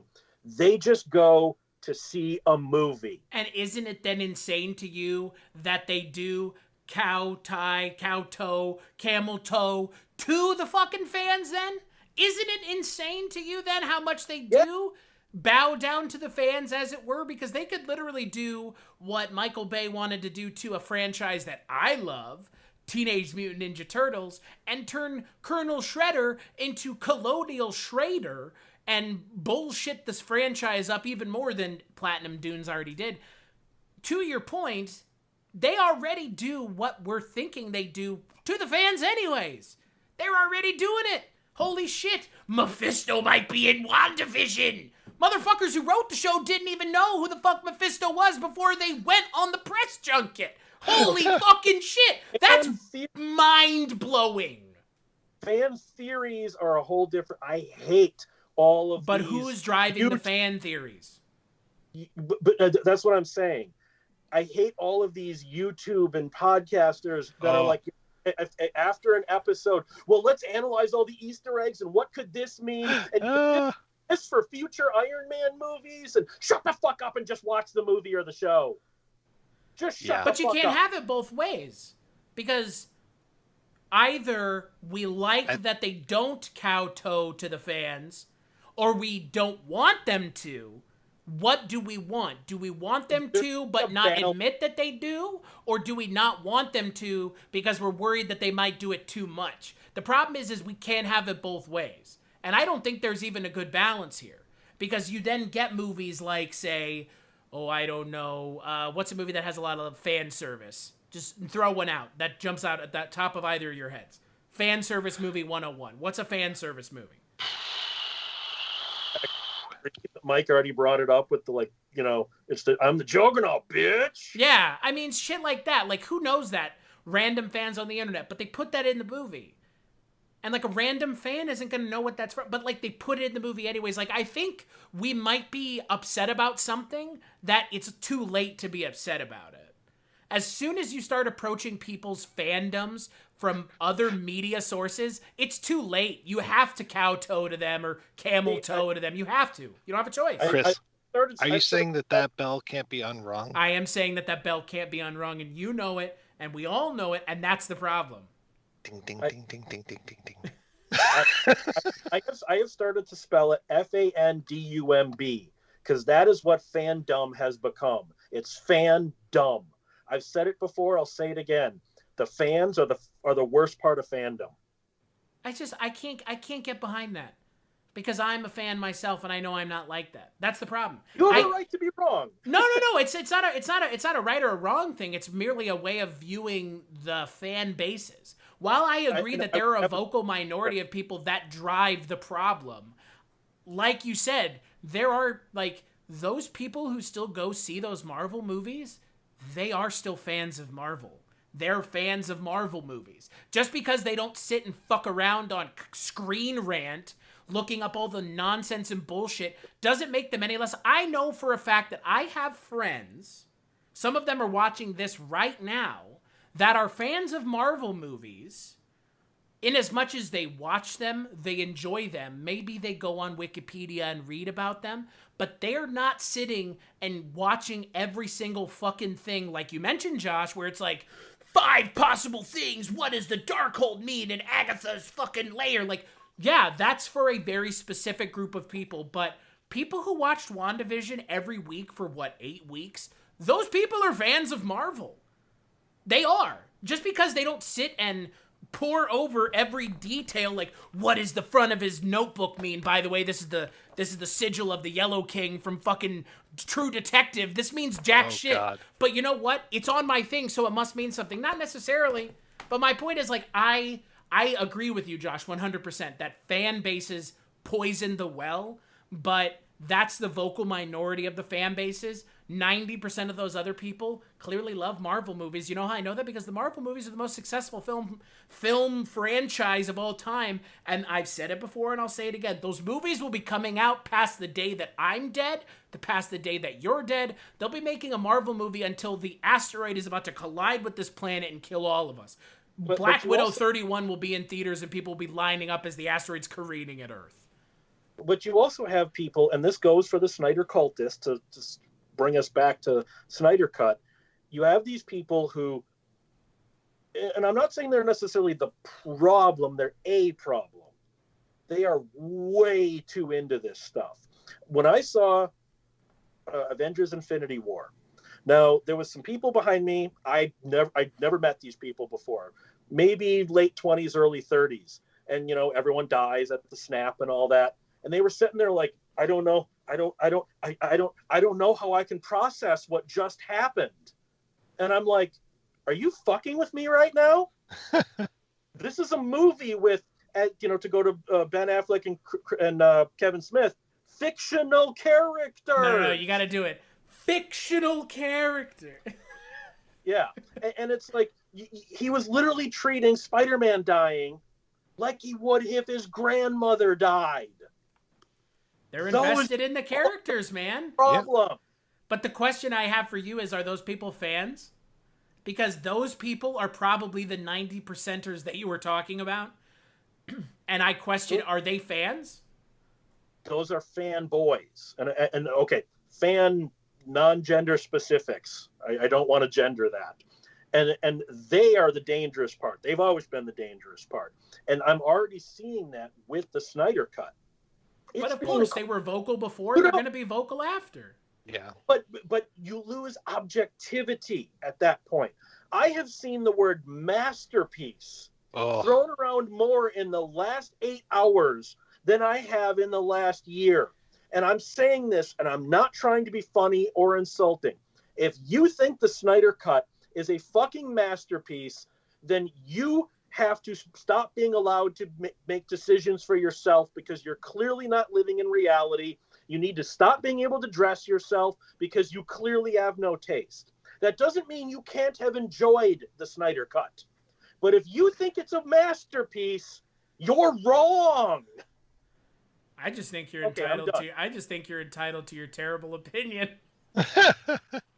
Yeah, I mean, I'm not going to try to yuck some of these yum about that, but I mean, if you had never seen a movie before and you see the Snyder Cut, you might think that it's a masterpiece. But yeah, I am always fascinated by these different cuts of things. I've always been fascinated by it. Just to go back to Superman, to see the television version of Superman, to see the TV version of Superman 2, to just see those alternate King takes. Kong 76. What's that? King Kong 76, the TV version, better than the real one. Really? Mike, think about the one movie that you turned me on to so hard that I am a hyper fan of it now, and I give you credit for it, is David Lynch's Dune. That movie has how many goddamn versions? And you and I both can say in unison, the version you watched in the theater is awful. It has so little redeeming value versus the versions you can watch online, Spice Diver or just even the TV version that I know Lynch disavows, is still better than his original vision for a lot of reasons.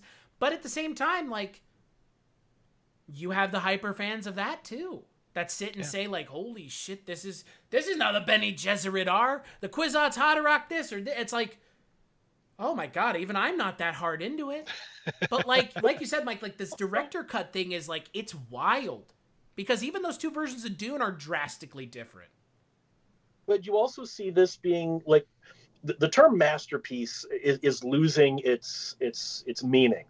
I remember when Captain Marvel of all movies came out, the reviews were like, the best thing Marvel has ever put out, a masterpiece. And it's like, did you see the same fucking thoroughly mediocre movie I did?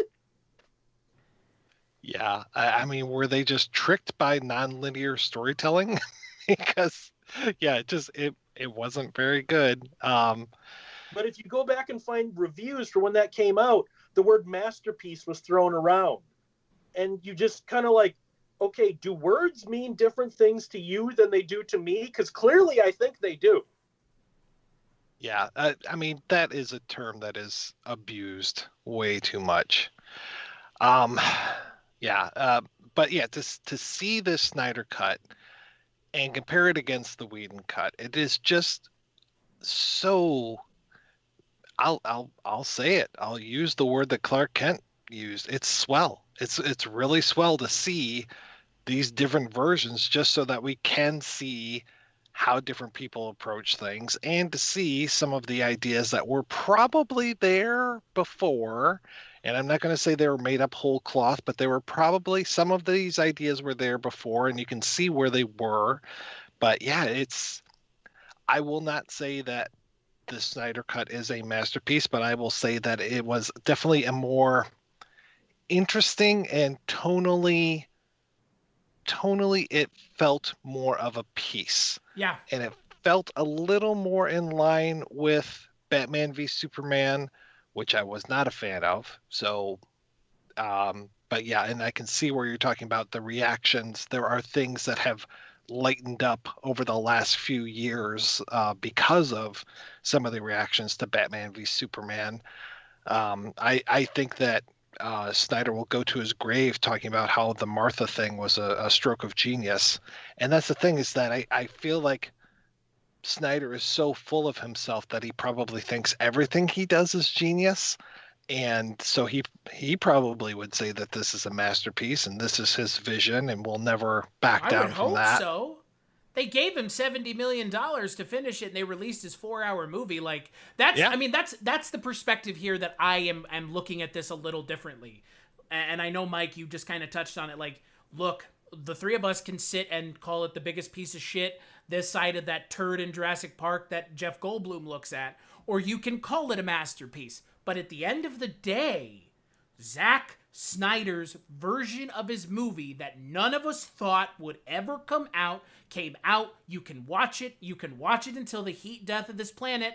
And oh, by the way, whether or not you thought this movie was turd or great, it is better than Whedon's version. Therefore, Zack Snyder wasn't wrong. He wasn't wrong in saying his version was better. And you know what? I don't want to give Zack Snyder credit because I'm a person who does not buy into the hype of Zack Snyder, just like I don't buy into the hype of Michael Bay. But he was right. His version of the movie was better. But to be fair, that's like saying the bar is an inch off the ground. Can you jump over it? Yes, most people could. Better does not mean good, though. I mean, good. That's right. Yeah, exactly. That's exactly what I'm saying. Yeah, 100%.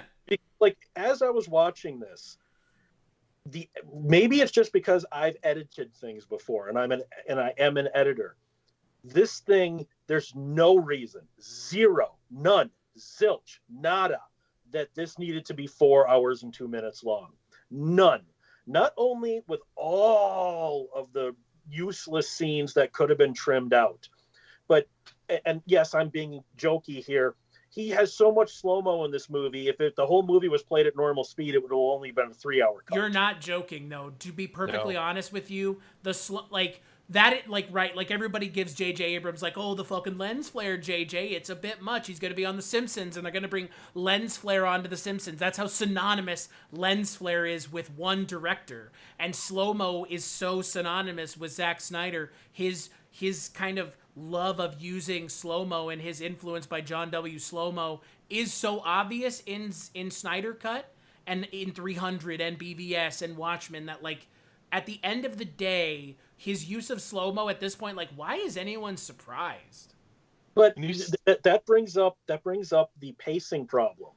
This thing, it's not a movie. It is so poorly. Characters just vanish for 35 minutes at a time. I mean, as I was watching this, I was watching it on my computer, and so I had the little bar going. I'm like, okay, the Justice League's together. We got a half hour left. Oh my God, there's still 2 hours of this. And then the movie ends. There's a 30 fucking minute epilogue, and there's just so much. Because it's supposed to be an epic. This is supposed to be an epic movie in the vein of Star Wars, Lord of the Rings. Like, this is supposed to be Zack Snyder's epic film of epic films. It really is. It can still be epic, but it can be well paced. Sure, I agree. Mean, yes. The where we cut from Legolas, Gimli, and Aragorn to Sam and Frodo to Merry and Pippin, like all of that is perfect. Of course. Like, and the scenes will call to one another, and they'll make little references and things, and it fits together like a really interlocking puzzle. Say whatever you will about the Marvel movies, I will go to my grave defending, or just, I'm not going to defend them. I love a lot of them. Mike didn't want to talk about Infinity War before it came out. You were genuinely excited for Infinity War. I remember how pumped you were for Infinity War. Yes, 100%. Yeah. I was so excited for it, and I loved it. When Thor fucking shows up, during the battle, I'm just like, I didn't stand up, but I definitely cheered. And that was another movie where it's just like, okay, we're bouncing around. We've got so many different things all happening. You've got the planet where you've got, Doctor Strange and Iron Man and Spider-Man and some of the Guardians of the Galaxy, and you've got this going on over here, and you got this going on, and they all bring it together, and it makes sense, and it's very. You can really tell what things are happening concurrently, what things are happening one after another. Sure. You never miss out on, like, there were times where I was just like, I wonder what Thor is up to. And then boom, it would be like almost like they could read my mind, and it'd be on there. It'd be like, okay, great. Yeah, this is perfectly paced. But to your point, Josh, it's just like, okay, well, like I said before, it's like, all right, Diana, you said you were going to go talk to Cyborg, and he's going to go talk to the Flash. And where are these characters, and why did you say you were going to do that? And then it takes a half an hour. There's a moment, I think, where he says, I'm going to go to Iceland or something, and it's just like, well, or no, I know what it is. Batman talks to Aquaman. We see the helicopter land. There's the private jet there, and then so much stuff happens before we're back on the jet with him shaving his beard off, and I'm just like, holy shit, how much stuff just happened?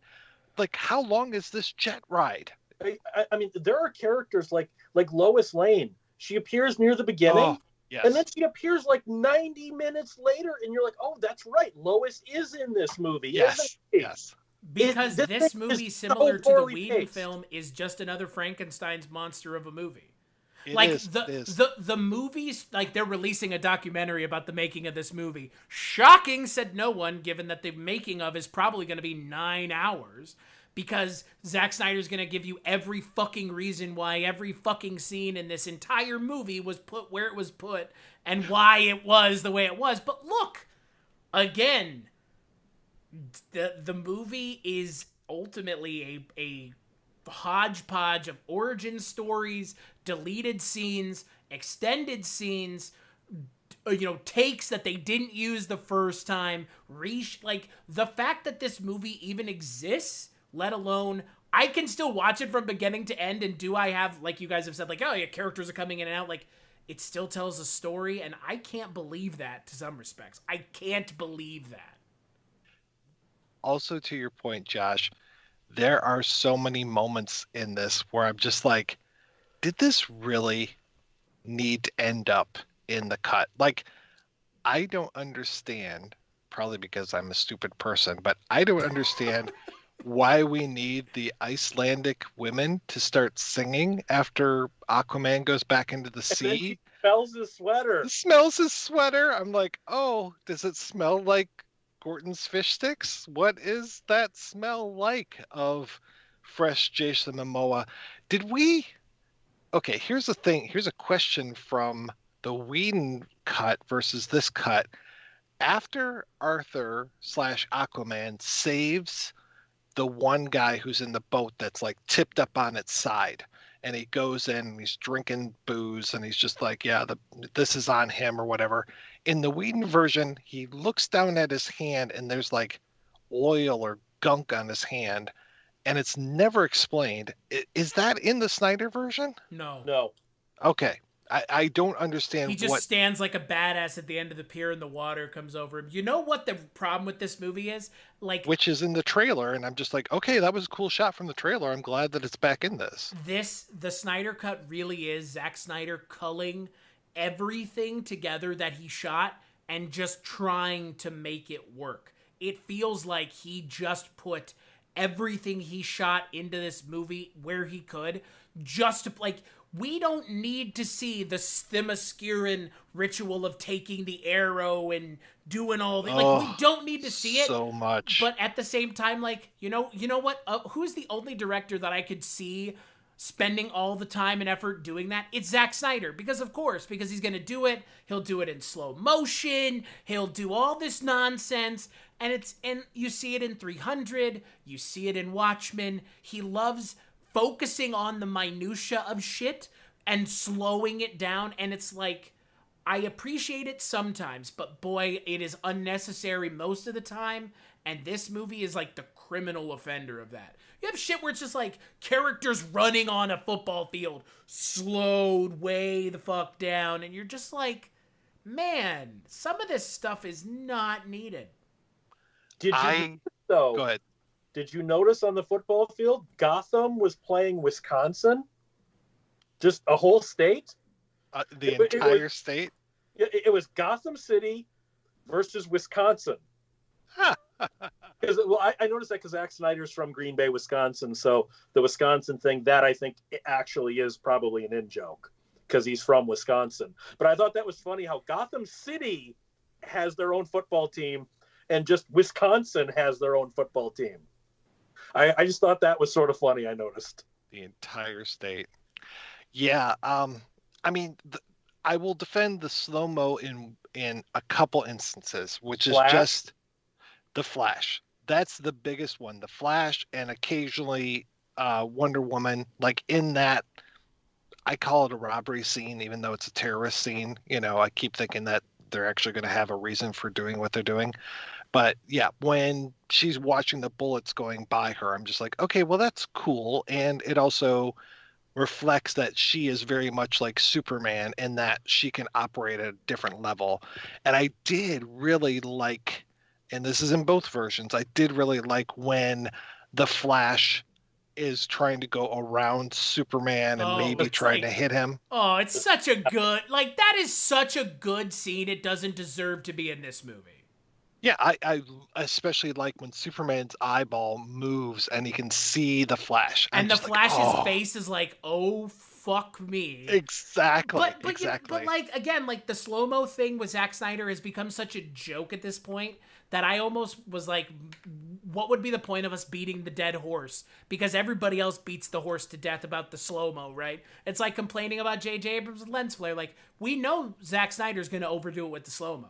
We knew that. You could make that joke before. Like, the jokes you can make about this movie are not going to be anything you need to make with, even if you haven't seen the movie. You could say, even if you haven't seen Snyder Cut, it's going to have a ton of slow-mo, and it's super long. You don't even have to watch the movie to know 4 hours is too much. We all knew going into it 4 hours was never going to be justified. Was a given before we started this podcast, before we even watched the movie. I also... I messaged you guys as I was watching. We were all watching this at different points today. Oh, of course they fucking go time travel. Oh, yeah. But it's like baby's first steps of time travel. I'm like, is this a fucking modern Star Trek show? You have to. I mean, I know in Batman vs Superman, the "I'm too early" nonsense, was technically time travel, but Right. him first, okay, how goddamn long do the mother boxes take to sync? Oh my That was God! like 12 Yes. minutes of screen time. Yes. How much time in real lifetime versus movie time is the real question, right? Oh Jesus! There were so many questions about that, and yeah, just like, how long is They're this thinking, taking they're you? thinking. Deus Ex Mother They're Box, thinking. dude. Sorry. Oh man. Yeah, and then of course we failed. Oh, but we can. What's the point of having the heroes fail if you're going to undo it literally moments later? It's like, would we have been, assuming this is, would have been in the theater, in 2017, would we have been in the theater going, "Oh my God, Batman and Superman are dead. Oh my God, what am I going to do?" Here's the thing. We might have, given the nightmare stuff. I honestly believe, and Snyder has said it himself, the nightmare stuff was going to be Justice League 2, and I feel like the whole them failing was going to be part of that, and they decided to right turn out of it. And like, that's fine, but but they also wanted to like have their cake and eat it too, because then they're like, but let's put the nightmare stuff in here anyways, because it's fucking cool. Because, I know that this is gonna probably piss both of you off. I kind of like Jared Leto as the Joker in this movie. Let's have our cake and eat it too, because not only will we undo things by the Flash time traveling, and I guess is his power that he can heal himself quicker? Well, he has a high metabolism. Okay. Which I kept thinking, like, after he was running around that track and saved everybody, that he was going to, like, collapse, and then he'd wake up and say, "Has anybody had shawarma?" But I thought that would have been a nice little... Had brunch? Yeah. Okay, the whole time traveling thing. So then why can't he run fast enough to travel back in time and prevent his mom being killed and his dad? I mean, once you... Because he hasn't found the cosmic treadmill yet. Well, and he says that he made a rule and he's going to break his rules. I'm like, okay. But to your point about having your cake and eating it too, we're going to undo all that stuff, but then we're still going to have the nightmare at the end and say, like, well, nightmare in quotes. Nightmare with a K. Be like, nightmare with a K. Oh, get it, Dark Knight. And then, have all that shit in there too. And I'm just like, when did Batman become psychic? This is interesting. Well, it's supposed to be, they were sort of setting up Flashpoint, which was a big thing in the comics. And supposedly that's the Flash movie. Supposedly. Well, that's gone through every director in Hollywood, so I don't know if that's being made. How many more horror directors can they hire and fire off that project? But it's supposed to be Flash traveling back in time to warn Bruce, but he's seeing it as a nightmare. Flash is trying to show him the future he has to prevent, which I think is supposed to be like an injustice. Something happens, Lois dies. Zack Snyder's already said what it was. Do you want to hear how bonkers ass shit this is? Bruce Wayne falls in love with Lois Lane and can't bring himself to sacrifice himself to prevent the world from ending, because he has to either die by Darkseid or Darkseid kills Lois Lane, and in a moment of weakness he couldn't sacrifice himself in her place. And that's what Joker's talking about. That's what the pregnancy test is hinting at. That's what the Lois is the key, is that Bruce Wayne, for some fucking reason, falls in love with Lois Lane and can't sacrifice himself at the moment. And so Justice League 2 is them trying to figure out a way to go back in time so that Bruce Wayne can sacrifice himself so that Lois Lane doesn't die and Bruce Wayne dies instead. And then, oh, by the way, Josh, and you're going to love this, Lois Lane and Superman's kid is powerless and becomes Batman.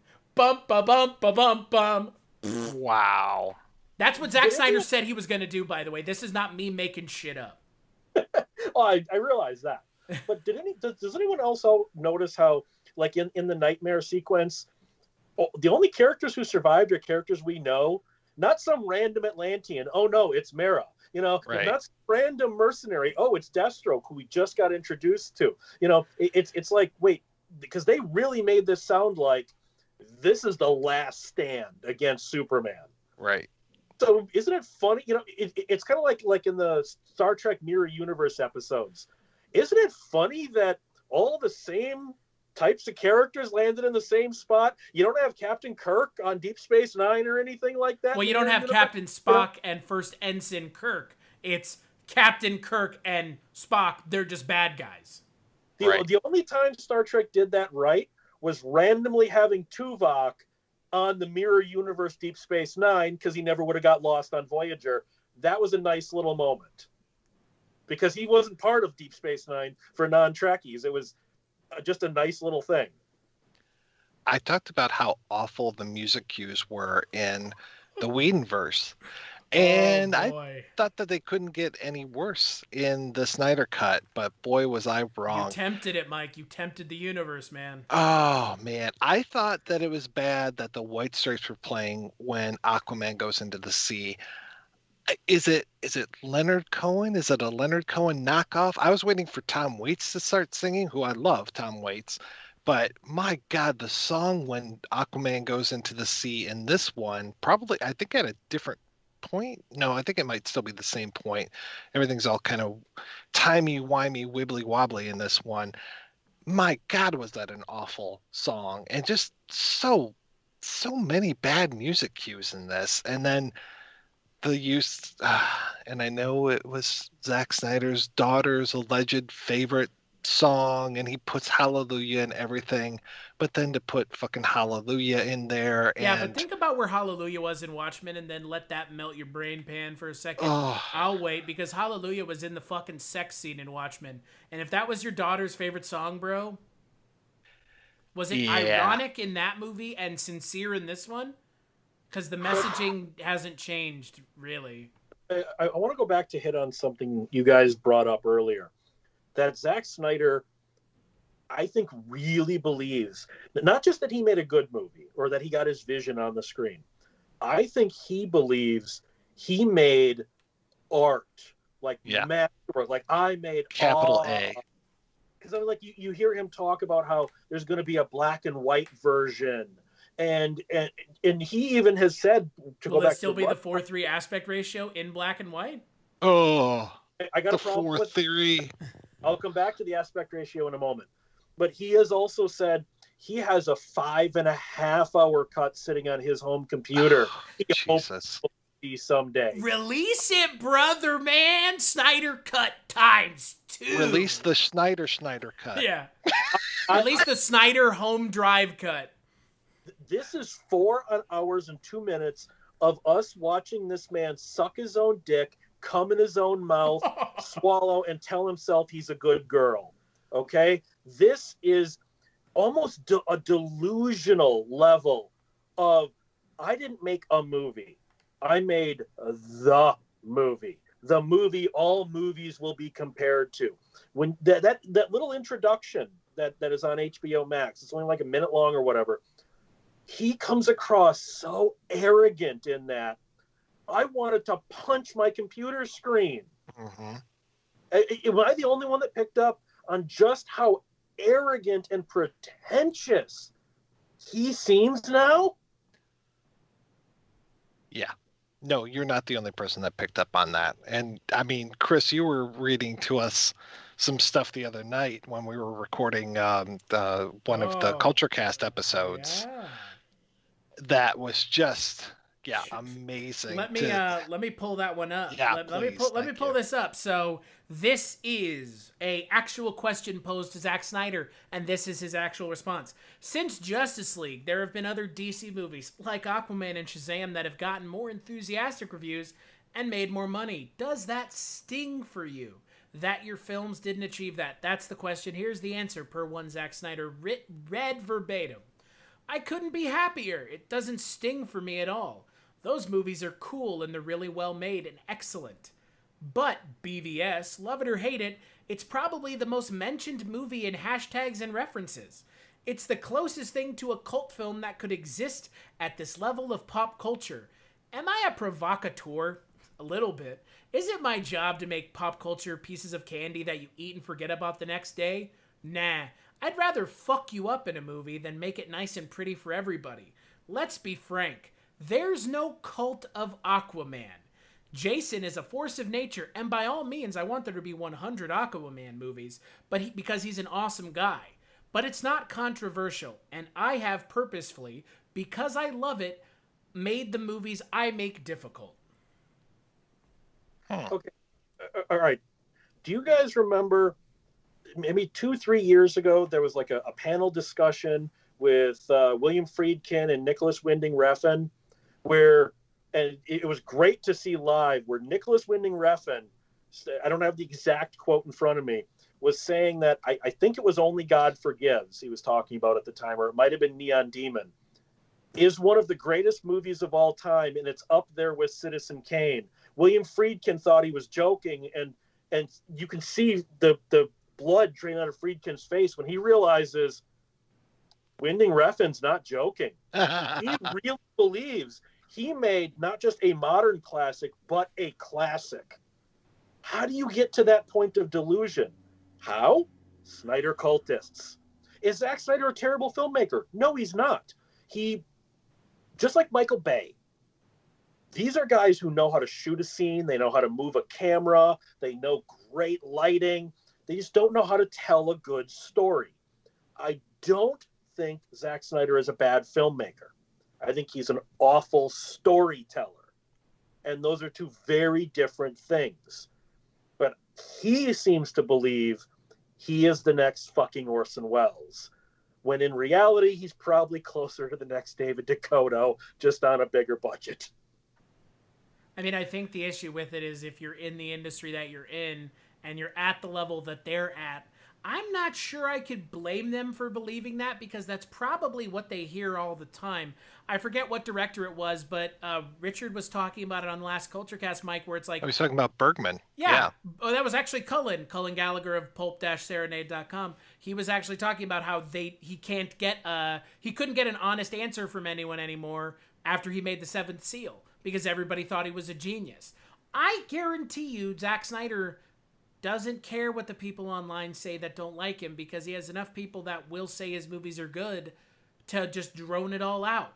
And frankly, if I were in his position, if any of us were in his position, would we do any different in some respects? Like, we got to this point, what the fuck do I care what other people say? The studio's still going to pay me. I'm still going to work. I still get to work with Batista and Netflix and Hulu and Warner Brothers. Like, I probably wouldn't care either. I agree with you, Josh. It looks very conceited. It looks very stuck up. You look like you've lost self-awareness, and the optics of it are really bad. There's a lot going into this that we can't comprehend just based on the fact that we don't have people telling us every day, dude, BVS was the best movie I've ever seen. Like, if you heard that every day, your head would be as big as a fucking balloon too, and you would float to the top of every room, and they'd have to pull you down. But you also have filmmakers who, yes, that they go through that phase, and then they kind of go, I want to know if I really am a good filmmaker. Now, I'm just throwing out a wild example here. Everybody hates Uwe Boll.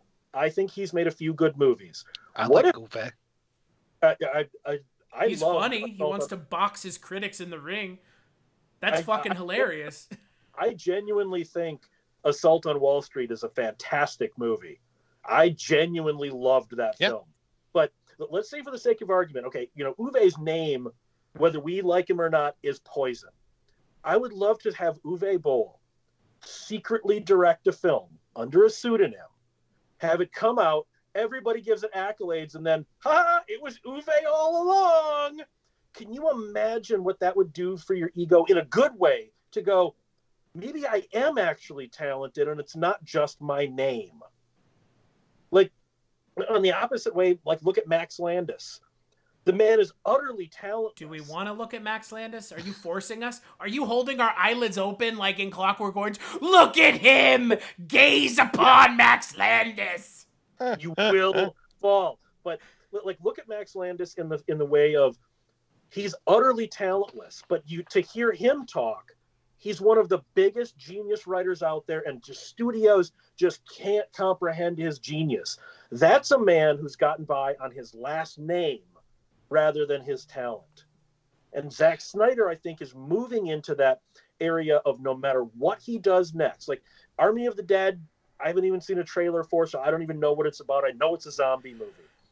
Maybe it'll look like a Zack Snyder movie. Maybe it won't. I would love to see, because I think this is the ultimate tell for a big budget filmmaker to find out if they actually have talent. Because I think this would make a great reality show pre-pandemic and everything. You take an A-list filmmaker, James Cameron, Zack Snyder, Michael Bay. You give them $500,000 and say, the movie comes out next week. Let's see what you got. A real filmmaker would be able to make a releasable film on that. I don't think Zack Snyder could. I think he's grown so big, not just full of himself. I don't think he could make a Roger Corman style movie. Whereas he's just going to keep getting bigger. Like I remember. Do you think any of those directors would, though? Do you think if posited with that, you think James fucking Cameron, Mr. likes to suck his own dick on camera more than anybody else, who's just as bad as James Cameron isn't some fucking saint. Holy shit, he's just as bad. From Corman. Sure, but I don't think James Cameron could make a $500,000 movie anymore either. Well, he might remember what it was like when he was making Terminator. And Zack Snyder might remember what it was like when he was making his version of Dawn of the Dead. James Gunn's version of Dawn of the Dead. But that was still a pretty huge budget film. I mean, I remember when Pain and Gain came out, Michael Bay said he was returning to his low budget roots for a $28 million film. That was his low budget roots. I don't know if Zack Snyder could make a film for $1 million anymore. You get to a certain point where it's just all waste. And when I looked at Justice League Snyder Cut, I don't have my computer up right now because of my computer problems. What is the total budget for Snyder Cut that's at least been released? The above the line $70 budget. million, right? No. The whole thing. Oh. I'm asking the total budget for what Snyder Cut would have cost. Did you hear how much Warner Brothers gave him to begin with to finish it? And then how much do you know how much they initially gave him to finish the Snyder Cut? $30 million, and that wasn't enough. Yeah, which plays into my point. Sure, yeah. I donated my salary because I believe in this project so much. Yeah, thanks. Sure. But, I'm just going to estimate while Mike's looking it up, probably 200 million, maybe a little bit more than that, for this 4-hour movie. It doesn't look like it needed to be that much. Maybe I am just getting jaded. Maybe we're getting off topic. I don't know. I don't think movies need to cost as much as they do anymore. I don't, like, when I see just some random direct-to-video movie, or, okay, I'm going to go totally off topic for a moment, but it's still related. The Resonator Miskatonic U for Full Moon. I was knocked on my ass when I found out that cost $100,000. That movie looks like a $5,000 film. I was knocked on my ass that cost $100,000. And Zack Snyder, I think AT&T gave him an unlimited blank check and just said, keep going. I mean, the fact that he has a fucking 5.5-hour work print or version on his computer says this man does not know when to stop. And what we just watched, what we experienced today, I think proves that. The man, it's almost like... How do you feel about George Lucas, though? Because doesn't George Lucas not know when to stop either? I mean, isn't he like the other, like, case A, case 1A, case 1B, people against George Lucas? Man, like, isn't George Lucas the guy who patented he doesn't know when to quit? Wasn't that the George Lucas thing for ever now? Is he doesn't know when to quit? But there's also an aspect of ego that comes involved with like the Snyder Cut. Like we were talking about all the stuff that could have been cut. Now I haven't heard Snyder say this, but years ago Tarantino was talking to Video Watchdog when Grindhouse came out. And remember how in the Robert Rodriguez segment, there's the whole missing reel, and it's a fun thing. But Tarantino put the missing reel back in. Rodriguez never shot it. He scripted it like that. Yeah, and because he knows how those movies are supposed to work, and Tarantino had no fucking clue. Right. But when Tarantino was asked why on the DVD the missing reel was put back in, and I'm quoting, the footage was just too good to not be seen. Oh, God. And that's what I feel the Snyder Cut is. I feel he couldn't cut any of this because he was probably going, but I shot this scene so beautifully. It has to be in the movie. One of the folks watching on YouTube, Dustin Rutledge, made a... That's one of my friends. Yeah. What are they asking? What sort of sordid questions are they asking? It wasn't a question. It was a fantastic observation that we need to know how picky Alfred is about making his tea. I mean, that scene, what the fuck is that doing there? What, this whole idea of everything being precious, it's like, what's that scene doing there? What's the Icelandic women singing thing going on? There's so many like little moments where I'm just like, God, yeah, like forgetting the slow motion, just all of the little things where you're just like, did this really need to be here? Do we really need to have this in the film? We could easily lose at least a half an hour, without. There are two different versions of that kind of thing. Like I said, I think Snyder, like Tarantino, is just so in love with their own footage they can't cut it. How long has it been since either of you guys have seen the original Friday the 13th from 1980? I've never seen it. Seriously? Seriously. Okay. Hey, Josh, I don't know if you know this, but Mike doesn't gravitate towards that kind of movie sometimes. You should hear Mike talk about Tales from the Crypt. It'll make your skin crawl. Especially good episodes of the show. I've tortured him on my show. He's threatened me a few times when I've made him watch some movies he really regretted watching. But, okay, Chris, have you seen the original Friday the 13th? Yeah, once. Okay, I rewatched the whole franchise with my girlfriend about 2 years ago. She'd never seen any of them, so we watched them all. And the first film has got so many of those exact kind of scenes. Like, does this need to be here? Why is this here? We're watching her make coffee, the entirety of her heating the water, putting the stuff in. In Snyder's case, I think this is just too good. It's genius. In Friday the 13th's case, it's, if you cut all that stuff, you have a 45-minute movie. Right, exactly. So there are two different, the reason I brought up Friday the 13th was you needed all that to get to a 90-minute runtime. Snyder needed to lose all that to get to a 90-minute runtime. It's sort of it's like a double-ended dildo. You're getting fucked on both sides. Sorry, I got a little randy there. Sorry. It's okay. We all like ass to ass. I was about to say, what's wrong with that? You never go ass to ass. I didn't take this out for air. Yeah.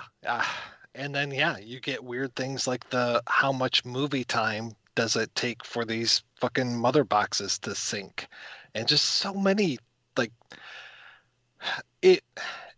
there was talk at one point about them breaking this into 4 1-hour chunks. And I don't think that necessarily would have worked.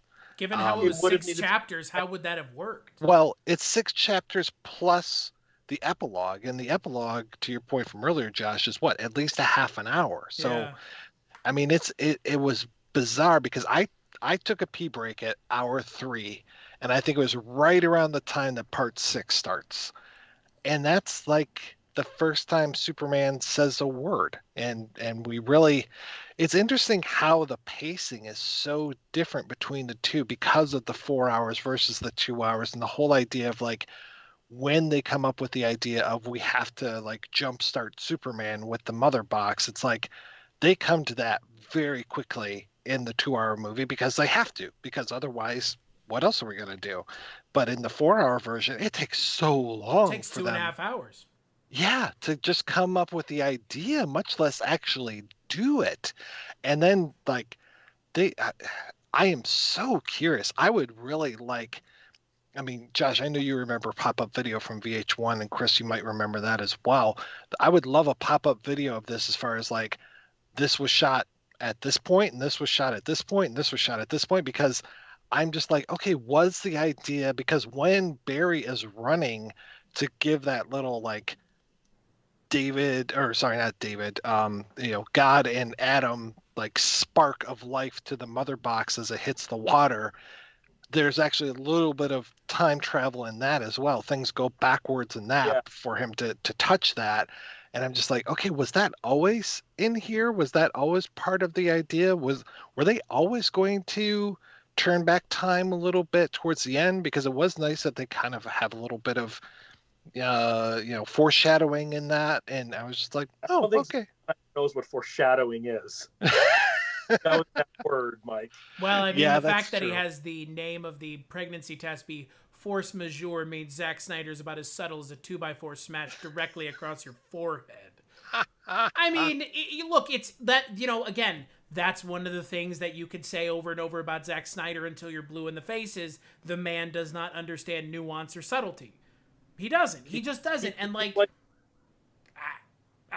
you know what? Like, at this point, holy shit, like he's made his bones so far that he don't have to. Like he could just be like, yeah, I don't give a shit. And you know what? My audience, they don't want to be mollycoddled. They just want me to tell them, like, this is what this is. Like, oh god. He's about as subtle as Jordan Peele is when it comes to a movie about racism. It's like getting hit. Like, wow, you have no subtlety at all, do you? It's just sledgehammer to the fucking forehead, of course. Texas 3 style. Yeah. Well, it's his theme of fatherhood.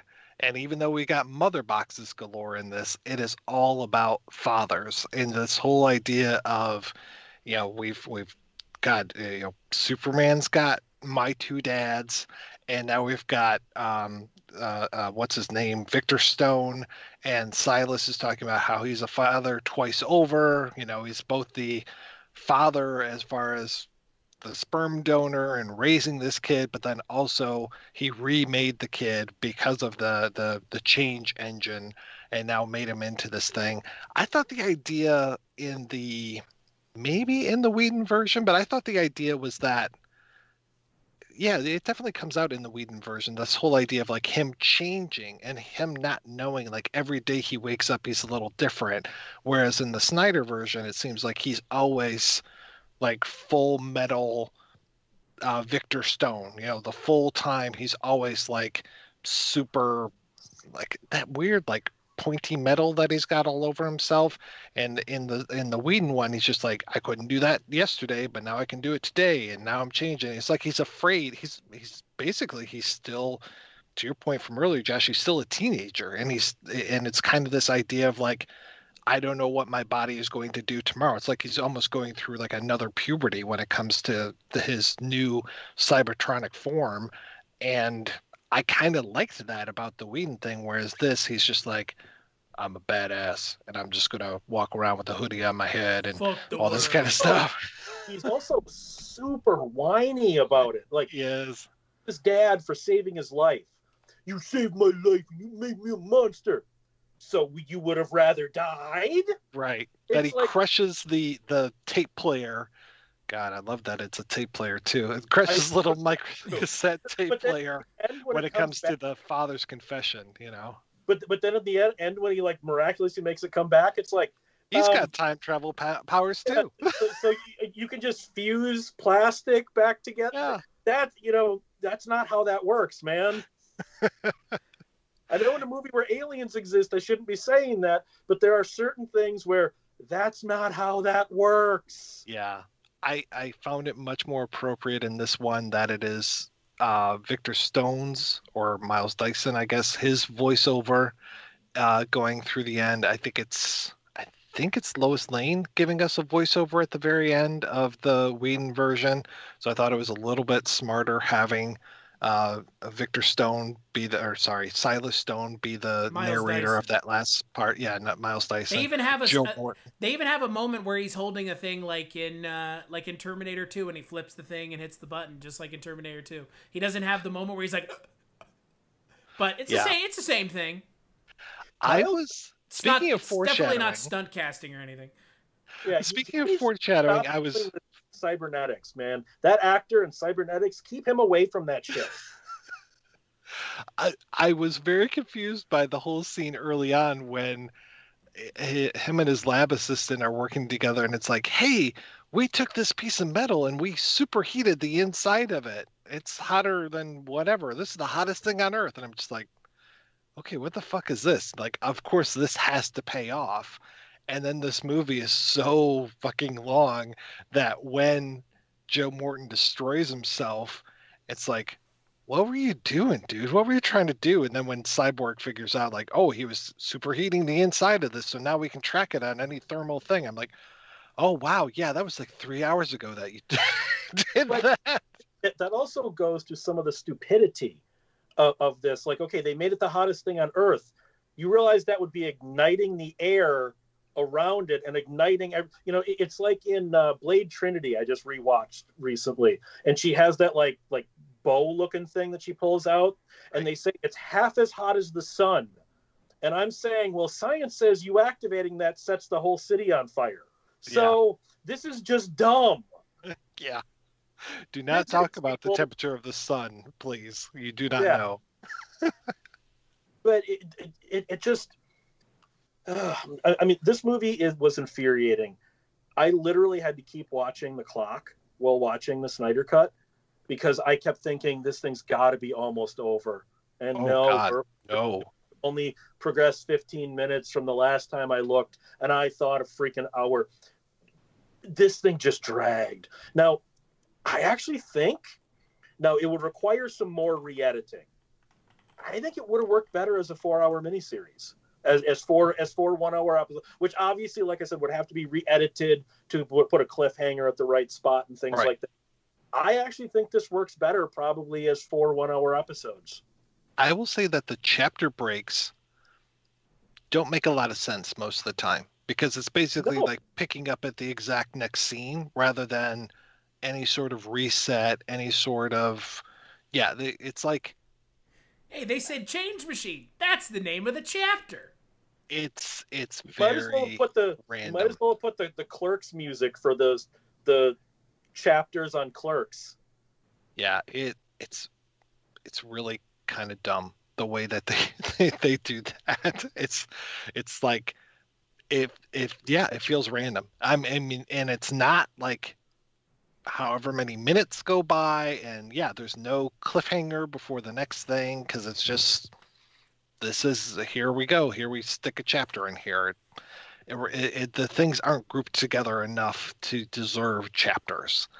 Yeah, so I think the thing I saw the other day, I think I was on Reddit where it was just like, I can't remember which meme it was using. It might have been the Drake no meme kind of thing, and it was like Josh Whedon's Justice League, the Snyder Cut Justice League, and him saying no to it, and then fan edits of the Justice League and him doing the. It's like, yes. I guarantee you there's going to be fan edits of this. There's all over some for the better, some probably trying to get that damn runtime down, and others probably will. Let's put all the cyborg scenes together and all this. This is going to be edited like nuts. But should we talk about what happened last night with Zack Snyder losing his shit on a live stream? Oh, I didn't even hear about this. Do you know what the fandom menace is? Was that the like way back when, like one of the first fan edits? No. It's Chris. Do you know about this? Where it's like Doomcock, Midnight's Edge, Nerdrotic, these YouTube channels that all link together and they call themselves the Fandom Menace. Mm-mm. And they're always calling out Ryan Johnson and Kathleen Kennedy and Doctor Who, and they're a bunch of morons actually, but that's not the point. So are they billing themselves as like the fandom cognoscenti?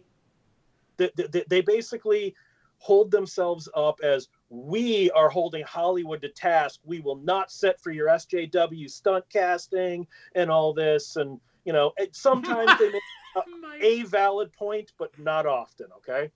but they were doing a live stream for the right reason for a suicide prevention thing. They were doing a live stream where they were going to be talking about the Snyder Cut coming out, and all the proceeds would go to suicide prevention. And they somehow got the real Zack Snyder to come on, because obviously his daughter committed suicide. And no matter what I think of the guy as a filmmaker, that is fucking insane that he had to go through that. Oh, okay? Yeah. And that was the onus for why this movie exists. It will never one of two. One of two, yes. Yeah. But it is we can't take that away from it, unfortunately. That is a very, like you said, Josh, it's a very serious thing.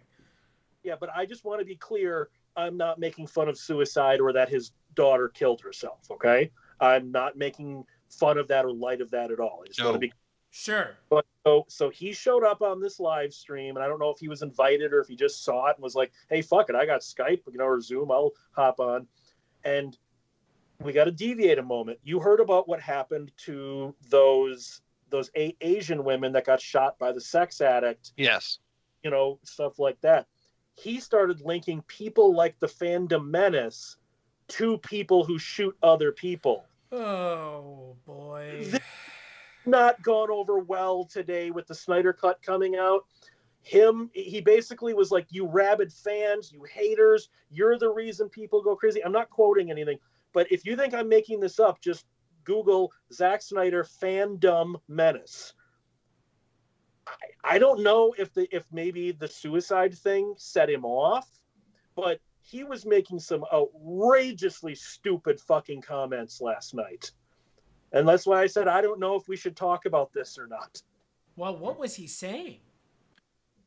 Like I said, I don't have it up because I don't have my computer. It fucking crashed on me earlier, so I don't have my computer in front of me at the moment.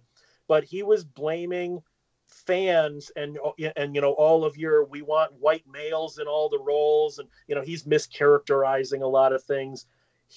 Mike's looking it up. I'm not lying, am I, Mike? How do you spell fandom? The way that you spell it? Fandom.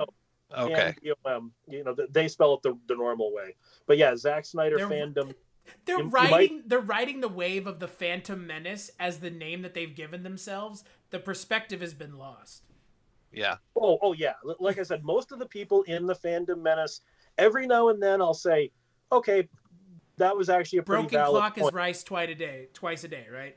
Yeah, but a lot of times I go, "Oh, Jesus Christ, this again." I mean, like Midnight's Edge does a video every fucking week about how Kathleen Kennedy has destroyed Star Wars, and I don't even click on him anymore. I just see it in the title and go, "Oh, good, they're bitching about Kathleen Kennedy again." Hey, look, I don't like modern Star Wars either, but just whatever. But yeah, it's Zack Snyder said some things that are not going to age well. And he did it on a live stream to raise money for suicide prevention. And that seems to be, whether he has these thoughts normally or not, the absolute wrong place the fucking day before this comes out. I guarantee you Warner Brothers looked at him and went, "What the fuck was that last night?" Well, it kind of strikes me as similar to what happened with Rian Johnson in the fallout of Last Jedi, or even before Last Jedi, where he was like, "Fuck, fans don't know shit." It's like, why would you say that? Like, even if you think that, like, it's okay to think that. I'm not going to get upset at you for thinking that. You're entitled to that belief, but you don't say that on Twitter where the fans are. Especially when the fans don't already like you. At least when there's a vocal group of fans who already have formed an opinion about you that they don't like you. Yeah.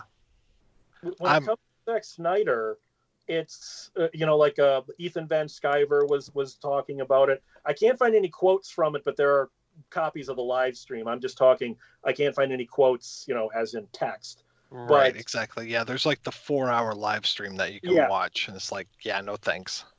Yeah. Who wants to talk about the Snyder Cut for like 2 hours and 42 minutes? Well, but hey, it also comes down. No, maybe I'm being too picky on someone like Kevin Smith. He held the virtual premiere of the Snyder Cut last night. and Gal Gadot was there on Zoom and all this, and he was all talking about how amazing it was, and he says that about all of the DC movies. One thing, no, this one I haven't seen his review of the Snyder Cut, and this will be kind of funny if he doesn't. When he talked about like Suicide Squad and Shazam and all that, his reviews are twice as long as the movie. He'll put out a 6-hour review for a 2-hour movie. I wonder if his review of the Snyder Cut's actually going to be shorter than the fucking Snyder Cut. No, it'll be twice as long because there's nobody in the industry who loves hearing themselves talk more than Kevin Smith. It's just, I mean, I love the guy to death, but like, let's not kid ourselves. Like, that man loves to hear the wind come out of his own mouth. But he also, he's lost a lot with me because just... He's not subjective about anything anymore regarding stuff he could possibly work on. You can't say bad things about DC and then expect that they're going to ask you to come work on Arrow or Flash or the comics, dude. Come on. That's not how the industry works. It'll never be how the industry works. You say good things, they keep you in their good graces. You say bad things, you don't work for them anymore.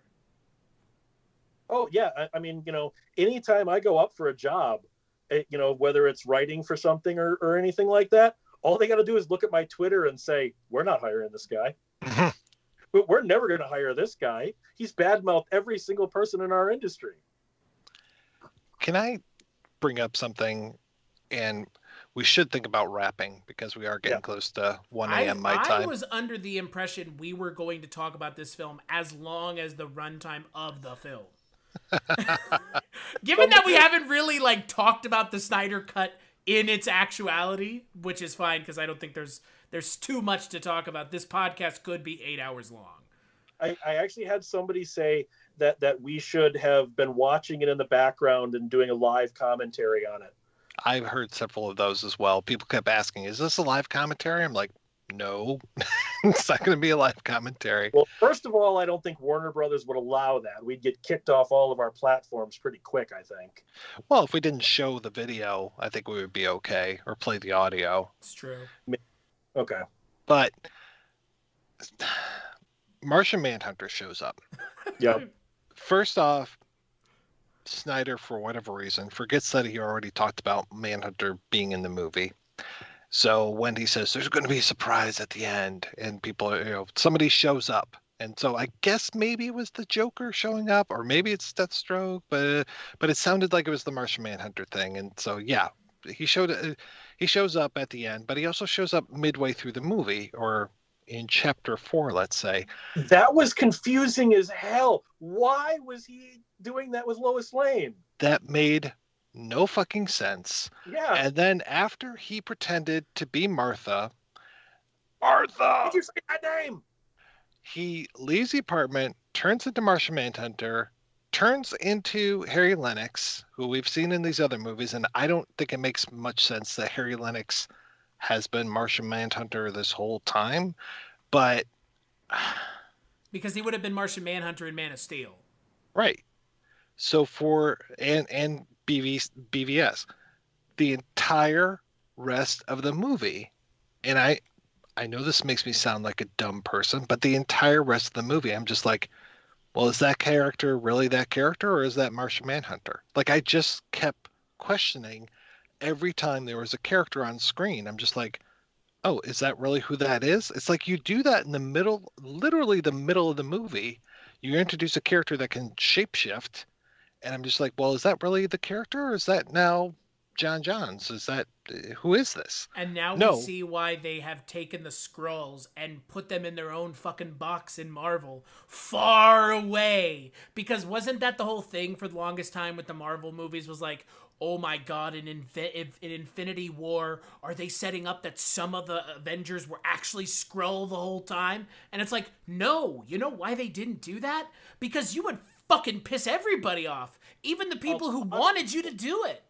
Well, you notice that Nick Fury does eat his toast cut in a triangular way in Infinity War, so it might actually be a Skrull, not the real Nick Fury, because he can't handle his toast cut that way. I know a lot of people were fucking pissed off on Spider-Man Homecoming when they found out that was not Nick Fury and Maria Hill. Mhm. And to me, it even undercut their characters. Oh yeah. Because, like, there was that moment where he's just I'm going to say Nick Fury is standing there, and he's talking to Marie. He's like, "You got me, I got you," and then he stops the bomb. That's a badass Nick Fury moment. It really gets undercut when you find out that's a Skrull who wouldn't have been hurt even if she had missed. And on top of everything else, the way that those scenes are always written in those kind of movies is they don't even hint that that's not the character throughout the entire film. And then at the end of the movie, you go, "Oh, that wasn't supposed to be the character." Then why did they act the way the character acted the entire film up until the point that they didn't? That's not how that works. That's lazy. That's lazy. That is twist or gotcha moment based storytelling, and it doesn't work. You know why it doesn't work? Because, like you said, Josh, it cheapens it and it pisses people off. You can do it, but at least foreshadow it. Put a little bit of this or that in there to give it that, oh, maybe something's up. He's acting kind of weird. He's doing things he wouldn't normally do. Not the fucking toast thing. Like something where the audience, even the 90% that you talked about, Josh, would go, huh, that's weird. But no, it's like, oh, we'll just have him act like Nick Fury until he's not. Like, that's so lazy. It's insane. Well, and that also undercuts other elements of the Marvel stuff. When Samuel L. Jackson actually appeared on Agents of S.H.I.E.L.D., was that Nick Fury? Or was that Skrull? When Nick Fury died in Winter Soldier, even though it was a fake, was that a Skrull or was that Nick Fury? It undercuts everything. But like even with the Snyder Cut to the John Jones thing, I get the point of the Batman scene where he's talking to Bruce Wayne. I get that. Yeah, okay, that makes sense. It opens up the world. It opens up the world of the Justice League too. What was the point of it being John Jones that talked to Lois Lane? It honestly makes more sense if it was actually Martha Kent. Yeah, it makes more sense that way. Well, and I kept waiting for the entire rest of the film. Whenever Martha and Lois were in the same scene, I was waiting for her to say, "That was so nice of you to visit me in Gotham or Metropolis." But maybe I'm getting too nerdy nitpicky here. But why does he change in the hallway where people could see him, and he's got the big cape and everything? Shouldn't just he be able to shapeshift? Isn't that the point? The costume? So does that mean he's completely naked and the costume is part of his body that he's shapeshifted into? That's Mephisto, or not Mephisto. That's Mystique rules. Yeah. Like when she shapeshifts, she shapeshifts clothes onto herself, as opposed to just naked. Yeah. But you just kind of start asking that question, like, you actually wanted the cape? So if like a kid steps on the cape when you're walking down the hall, is that him actually stepping on like your neck flap or something? Well, and the thing that I have not understood, and this is something you brought up, Mike, Snyder told everybody, Harry Lennox told everybody, I'm going to be in the movie. Right. But he's in the movie and he does nothing. Yeah. He's in like scene during the transformation. Yeah, and then he's used like Nick Fury is at the end of Avengers. Like, oh, isn't that cool? But on top of the scene with Martha, being a fake version of Martha, Martian Manhunter, that scene takes away from that end scene being cool. Yeah, it does. Like, that end scene could have been cool. Like, oh shit, Martian Manhunter. It's like, no, we've already seen him. He's just like this weird shape-shifting Martha Kent alien man. It's like, what in the actual fuck? And you've seen him this whole time. He's been there the whole time. Exactly. But it also, think about it like this. It removes Lois Lane's agency in the story. Yep. It would have made more organic sense if maybe she saw a memorial on TV of, remembering Superman. And that made her be like, you know what? No, I got to get back on the horse, go back to the Daily Planet and deal with this. It removes her agency when she's only involved in the movie because another character's pushing her in that direction. Right. Yeah. That whole scene. Oh, and by the way, Josh, it's a character that we haven't seen until this movie. I don't give a shit that he was in Man of Steel and BVS. That could have been the real person that the character is now imitating too. We don't even know that. I mean, again, that's where you're put in this situation with a character shapeshifting is, when was this ever the real character, or has it been Martian Manhunter the whole time? Not only does she lose agency, but you have Martian Manhunter hanging around throughout the rest of this movie. This lazy asshole doesn't even show up and help them? What is it? Like, he's been here this whole time and he's just hanging out. Like, thanks, man. Right. Like, thanks. Because you're definitely not powerful. You couldn't show up and help them. Yeah, it's like he gives Superman a run for his money when it comes to his powers. And yeah, he's just hanging around. Yeah, it should have been like, we saw the battle from space or something. We sensed that all this shit happened, and now I'm here for you. It was a really bad decision. Because obviously Darkseid is a galactic threat, so much so that Martian Manhunter is on Earth to show up and say, hey, we know Martian Manhunter's coming. We're going to bring the universe to you guys, and hopefully we can work and keep him back. That's what Martian Manhunter is saying at the end of the movie, is essentially the Nick Fury's Avengers thing, but saying instead of let's build a team, it's the universe is coming to us. We're going to push Darkseid back.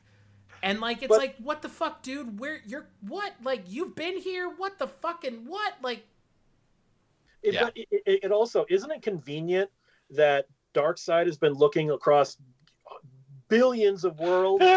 Anti-life equation is here. Oh, and I also like, and the mother boxes are here. Don't forget. I'm being nitpicky. I love how everyone in this speaks English. Aliens speak English, and they use our measurements. You know, our measurements of time and digits. They use our math. I just love that. I mean, it would have been interesting if, like, Steppenwolf, obviously speaking English to the audience, but if the characters couldn't understand him, that would have been interesting. That he's not fucking speaking English. And isn't it funny that it's English? What if one of the mother boxes landed in France? Would he be speaking ooh la la? Yeah. Well, the only time we ever get any other sort of language is that very protracted scene of Diana going in and finding, they shoot the arrow, and she gets the arrow, she's holding on to the arrow, she's like taking forever with the arrow, just kind of standing around, and then she like just drops into this cave, and I'm like, where the hell did this come from? Was the cave in the temple? I guess. Puts the arrow in, goes in and sees all of these things, and I don't know, it was just all Greek to me. I'm here all week. I did get the joke. But I also like the fact that they show their security guards. This is a crime scene. She just wanders right in. I mean, when Clark, he's got the no shoes and he's just got the shirt and stuff from Smallville. Okay, there was just an incident with an alien coming down from a boom tube, attacking this lab that has biological agents all through in it. Somehow he just wanders in, this barefoot guy who maybe did. And also, they specifically say that the unnamed, not Chernobyl town, it's so contaminated, even the army won't go there. Then why are all the neon signs lit up and there are lights on in the windows? Is someone still paying the electric bill for this place? They call it something like Paranov or something like that. I Googled it last night. It's fucking Chernobyl. As best I could spell what they were trying to say, I was just like, oh, let's try this. And it doesn't exist. So I'm just like, it's Chernobyl. Why couldn't you call it Chernobyl? I guess, I don't know. Who knows why? But that was... So you wouldn't think there'd be like a rights issue with the TV show. That's HBO. I mean, even the shot of like the, there's a shot of a playground, and I'm like, okay, I've seen that shot from like the real Chernobyl, like the actual place. I've seen that, and they just kind of recreated it for the film. So I'm like, okay, I guess we have to hide our sources with this. That was so strange. I said I'd come back to the 4:3 thing. That's right, so I don't forget that. You can tell that they had to do extra editing to make it 4:3, because there were a couple of shots where the camera starts panning, and then they run out, and then there's an edit to what would be the other side of that shot. And then I noticed that more than once, where I'm like, why did you make this 4:3 when it was clearly shot My computer's shutting off again. When it was clearly shot, I don't know if it was 16:9 or 285, but it was clearly shot some form of widescreen. The 4:3 seriously undercuts any cinematography that he had, because the camera movements are clearly based on a widescreen screen. Yeah. I don't understand the 4:3 aspect ratio. It didn't make any sense to me.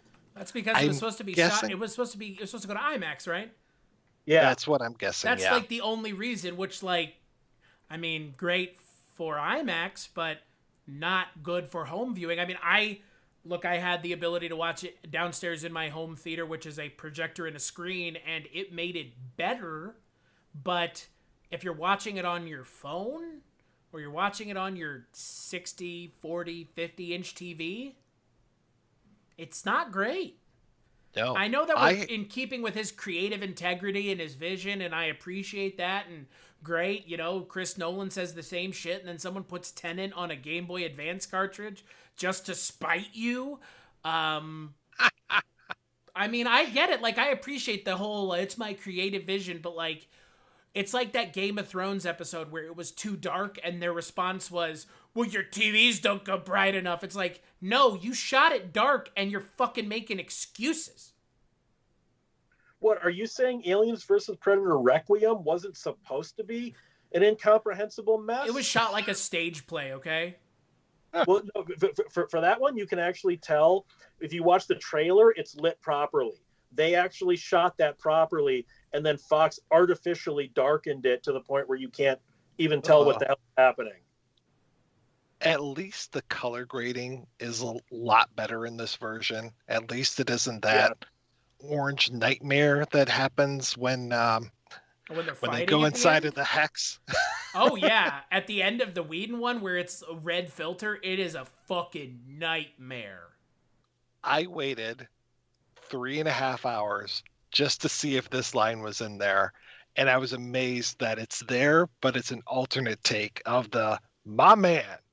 It's like a much more sedate "my man" in this one. But the "booyah," it was not. And I was that line was so dumb in the theater, man. I mean, I get it. The character in the cartoon says "booyah." I'm so glad that was not it. I was actually waiting, just like you. I was hoping the "my man" would not be there, because you don't know how much I hate Bro Aquaman. Oh, God. I despise Aqua Bro is just, he's something else, man. And when he fucking rides that body down and then it like slides across, I'm like, you're not fucking Legolas, man. You can't pull that Don't shit off. stand where he stood. How dare you stand where he stood? I mean, okay. Maybe Jason Momoa has been in something I haven't seen. The man has no range at all.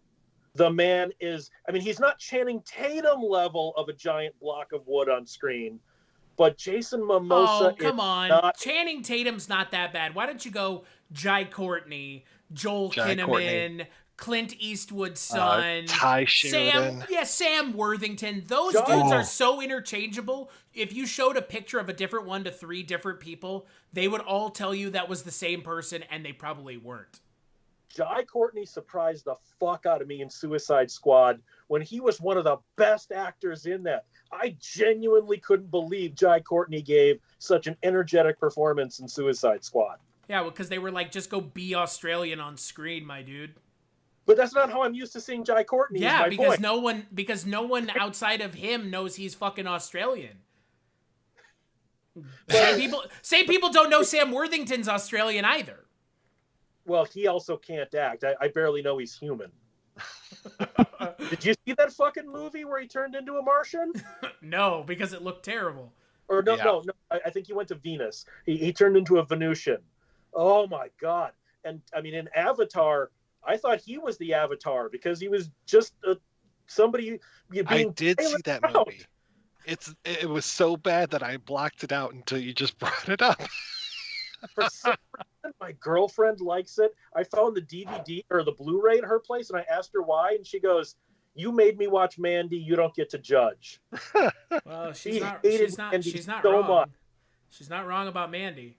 I loved Mandy. Mandy was my best film of 2019. Sorry. Sizzle over that sizzle, man. That sizzle smells good when you're real close to it, but that steak tastes like, well, even horse meat tastes better than that. It's the same steak that Cypher ate. Okay, my best film of 2018 was Sorry to Bother You, though. Okay. That's better, but yeah, man, yeah, I get the Mandy love. It's the only love. movie starring a cannibal that I can think of. I am 100% a fucking cannibal, and guess what? That man is now being investigated. Yeah, he's being investigated. Yeah, just today he's got a whole bunch of new sexual assault charges I saw on the news. And let's bring this back to Batman. Guess who was gonna play Batman at one point? Armie Hammer. Wow. Yeah, no, he was in the running. No, he wasn't. No. Armie Hammer wasn't in the running. Armie Hammer was cast. That George Miller Justice League movie was happening. Armie Hammer was gonna be Batman. Like, he's got the jaw for it. He does. Well, that's from all that chewing of the human meat. The long pig. I have to say that I've heard once you go human, you never go back. I love Ben Affleck as Batman. And I really like Henry Cavill as Superman. It's just I feel like they need the movies to be in. Like, these aren't the movies for them. And the stuff with Batman in this film, you know, I said I was going to avoid talking about the Snyder Cut when we were talking about the Whedon Cut.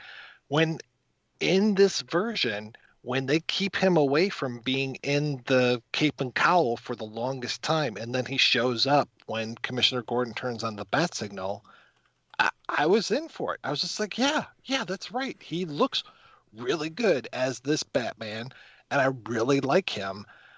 But man, I don't like these movies as much as I should, and I just feel like they deserve better films than what they're actually in.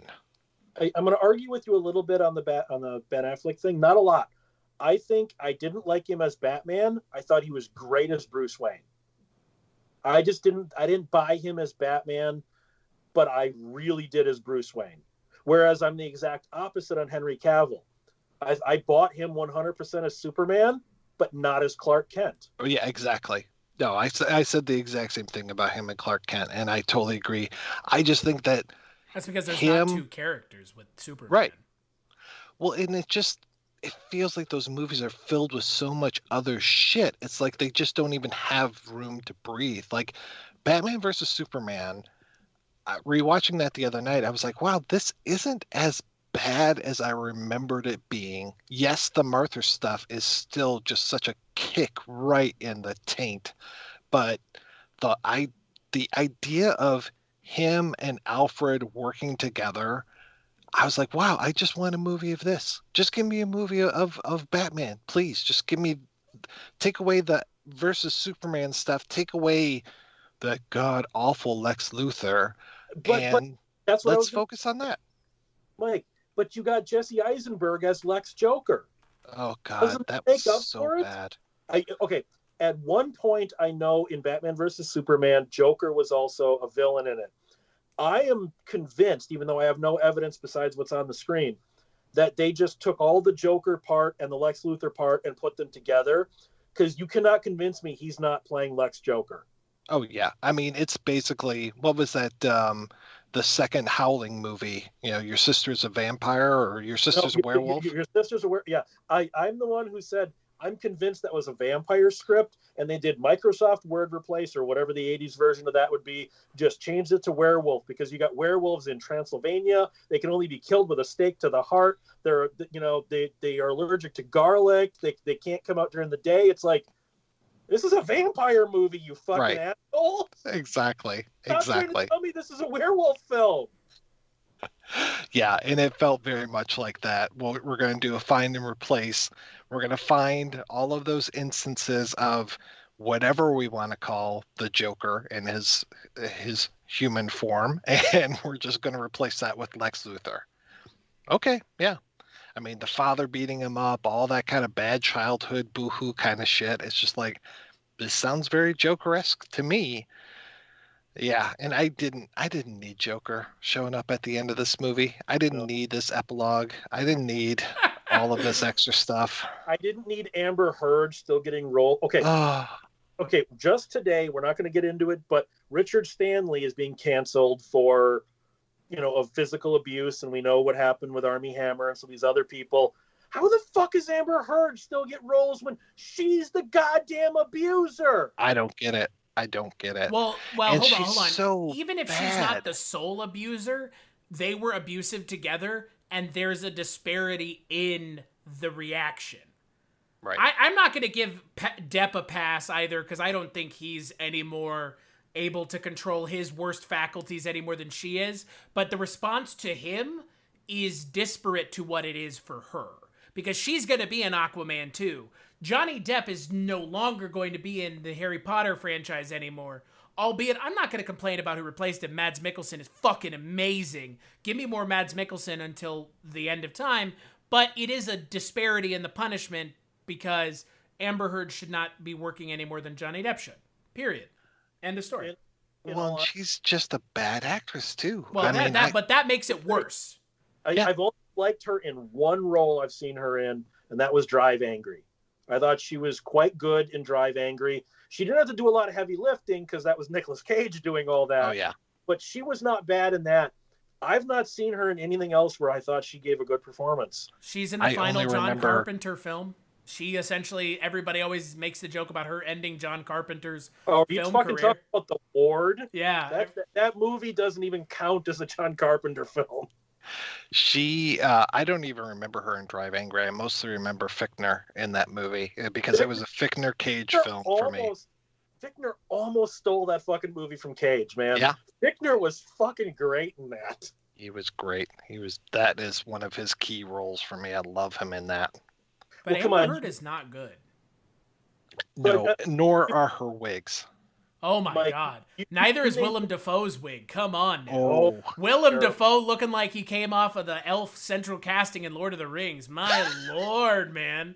He looked like he was trying to cosplay as Chucky before he got put in the doll. As Dracula, as the serial killer. But I think that wig was still fitted for the chick who played Tariel in The Hobbit. I'm like 90% sure. It was terrible. And like he looks so different in Aquaman. He has like a short haircut in Aquaman, right? Yeah. Yeah.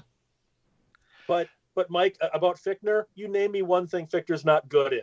I'll wait. I can't do it. I can't do it. Freaking great. So not being a DC guy, I didn't know this Desaad character, and I was in my notes he's written as in the Marquis, and I'm guessing they named him after that. He is Darkseid's chief torturer and information getterer. So yeah, I think so.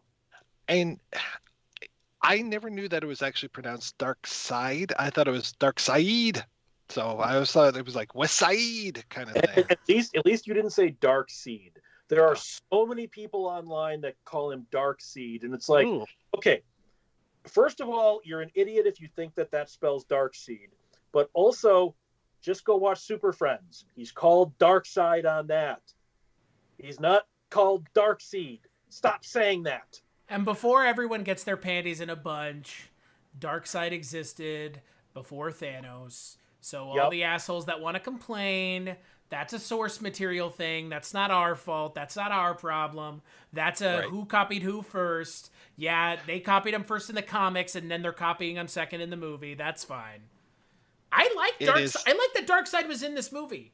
I know it's not going anywhere. I know this is being called a cinematic cul-de-sac is what they're calling it, but also the fact, Chris, he uses the Omega beams once on the Atlanteans in the flashback. He could have done that through the boom tube at the end and blown everybody up. Oh yeah, the Omega beams are fucking. They can do anything basically. Yeah. He could have killed all those. Yeah, it made no sense. He knew that they were the only thing stopping him from coming to Earth. Why didn't he just go, just like kill him? I mean, it would have been one thing if they hadn't used it earlier, and it was like, okay, maybe this version of Darkseid doesn't have Omega beams. Fine, but the fact that he used it in Atlantis is like, but what? You can only use that once in a movie, right? Is this like a D&D thing where a wizard can only use a spell once in a 24-hour period or something? He didn't roll 20 on that one. He rolled a 6, and he he just had to let the portal close. You mentioned something, Josh, that I wanted to talk about. The scene where Wonder Woman starts telling Batman about the initial fight where they push Darkseid, whatever the fuck. Now I'm saying it because you said it wrong. Jesus. When they pushed Darkseid off of Earth the first time. Right. Why was Wonder Woman narrating the entire scene? She added nothing. It was like, show, don't tell, but then don't add your own commentary, because I could pick up what's going on my own. It was at least... So, like, rewatching Whedon and then watching the Snyder, like, her going into that cave and seeing all that stuff, I was just like, okay, so she's basically telling Batman everything that she just saw in that cave, as opposed to like, hey, I'm going to give an info dump to you right now out of fucking nowhere. So I was like, oh, okay. At least it kind of makes sense. But I do agree with you. It's too much narration. Like, she could have started the story and then it could have just gone on from there. We didn't need the narration. And I for say that. all that because it's a cool scene. It looks cool. It's an interesting fight. You don't have to mess it up by having Wonder Woman narrating in the background, adding nothing. It's like the joke that Father Malone always makes about Blade Runner, where it's like, and then I looked and saw the red door. Yeah, we know you're looking at the fucking red door right now. We get it. Like, you don't have to tell us you're looking at the red door. I will say during that, though, I like the Green Lantern, the nameless Green Lantern. He looks better in the Snyder version. Much better. His death is better. It's much cooler with his hand being cut off and then the ring returning to Oa than in the Snyder, the Whedon version. He just like gets stabbed through the chest and then the ring flies off. But he was an idiot. The ring is a distance weapon. Why would you charge Darkseid with that? It's a distance weapon. It's like that scene in Nightmare on Elm Street 3 where the kid is the wizard and he's kicking Freddy's fucking ass. But then he's got to run up to him so Freddy can get him. You stay out of arm's length of that shit. Mm-hmm. When you're a ranged fighter, you don't run up to him. But it doesn't look cool if you don't do that. I know. I'm just saying it bothered me because the Lantern was doing fine, flying around, smacking parademons around. Did the ring almost go to Darkseid? It looks like he could have just plucked that out of the air. Like, is he able to be a Green Lantern? No, the way the Green Lantern rings work is when the Green Lantern dies, it will seek out somebody, kind of like Thor with Mjolnir, right. Somebody who's worthy. And it looked like it was going to him because he was worthy, is what I'm saying. Yeah, I didn't get that. I thought it was just sort of like whirring around and then like, okay, I'll go back to Oa until... I thought the same thing you did, Mike. Somebody. But okay. I also didn't know if Snyder was just like, this looks cool, let's do it. Yeah, which is pretty much his whole raison d'etre, right? I mean, again, like, it's kind of like the shapeshifter question. Like, Zack Snyder is the shapeshifter question in film form. Are you doing this on purpose because you're trying to evoke something or do some sort of something you talked about recently, Mike, some film semiotics where this has a reason to be here? Or is it you're just doing this because it looks cool?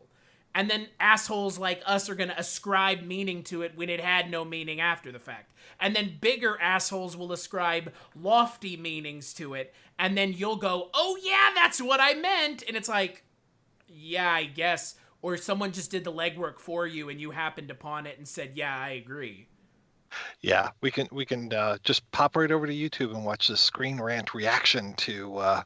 Exactly. And it's like, oh yeah, I know, like I meant to do... the force majeure, it's very deep, and like, yeah, he did the force majeure thing on purpose, but like, there's a lot of other stuff in Justice League and in Snyder's body of work where I'm like, is this intentional, or are you just kind of a moron who fell into things, or is a little bit of both? It's probably a combination of the both.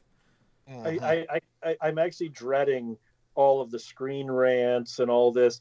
All of these nerd culture sites, I'm sure Den of Geek and all of these other places that I avoid like the fucking plague, they're all going to start showing up on my Facebook timeline by people I'm Facebook friends with who are so stupid. What Screen Rant said. Yeah, well, if you ever start a sentence with "and Screen Rant said," you've already lost your argument. That's like a relative of mine who always, well, I saw an Alex Jones show. Okay, shut up. You've already lost the argument when Alex Jones is your source. Okay. Well, and again, Screen Rant is one of those places where when I think about it, I think it's like, well, 9 things you didn't know about, and it's like, maybe one of them, maybe, but even that one might be kind of a stretch.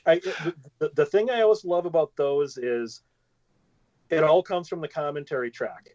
It's like, okay, yeah, I listened to that same commentary. All of your things you didn't know are in the same order. It's like, hey, I knew this stuff. Even if I didn't know it before, I have the same Blu-ray you do, you know?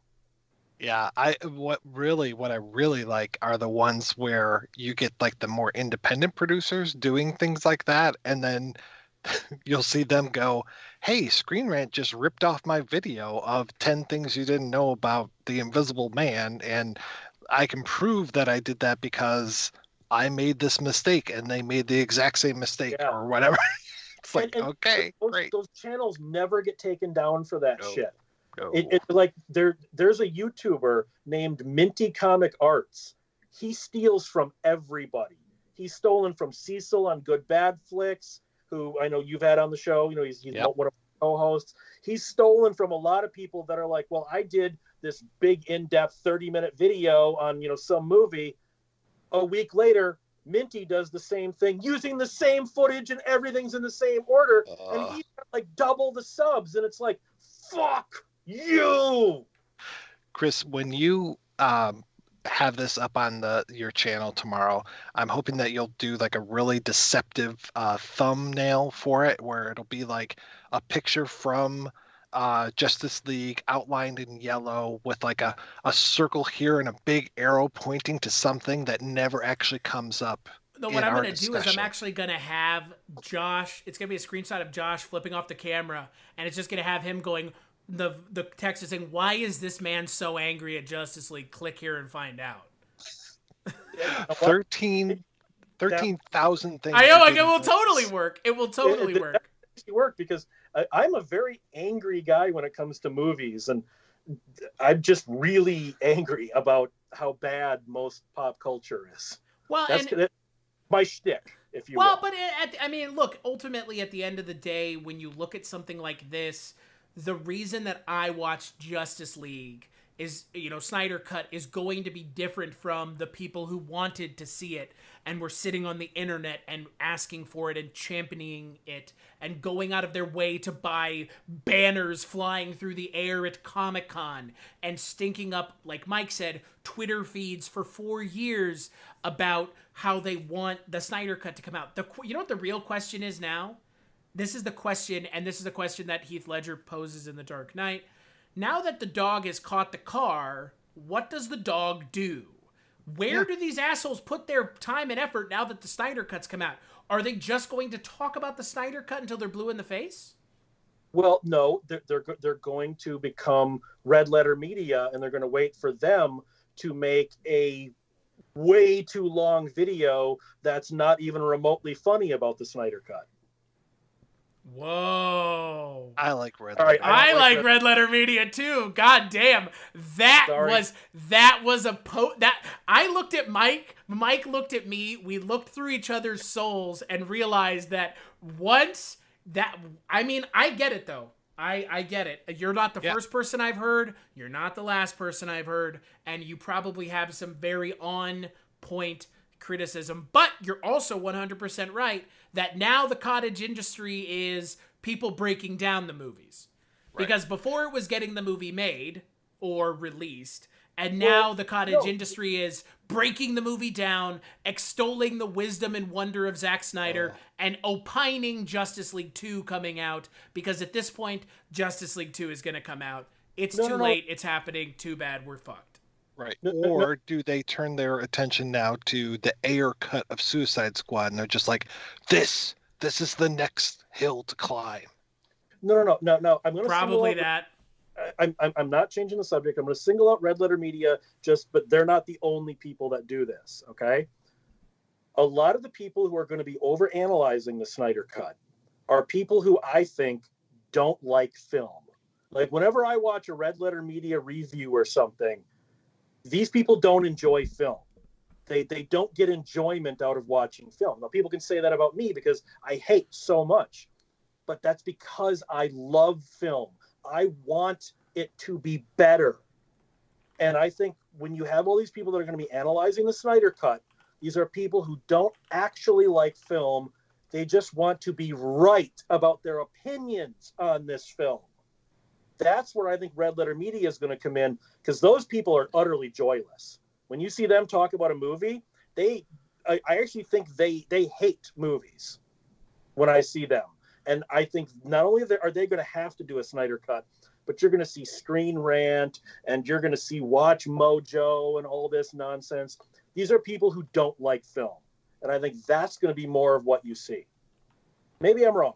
Maybe I'm an asshole. Well, I'm definitely an asshole, but maybe I'm just being an asshole in this case, because I can see Mike totally zoning out. No, I don't. I don't think you're wrong in respects to the people who are going to make these videos on YouTube, because you're already seeing, and I've already read a bunch of stuff today. Oh yeah, they are so out there in force. It cracks me up when it's just like, when did you even have time to make this? How did you watch the movie and make this?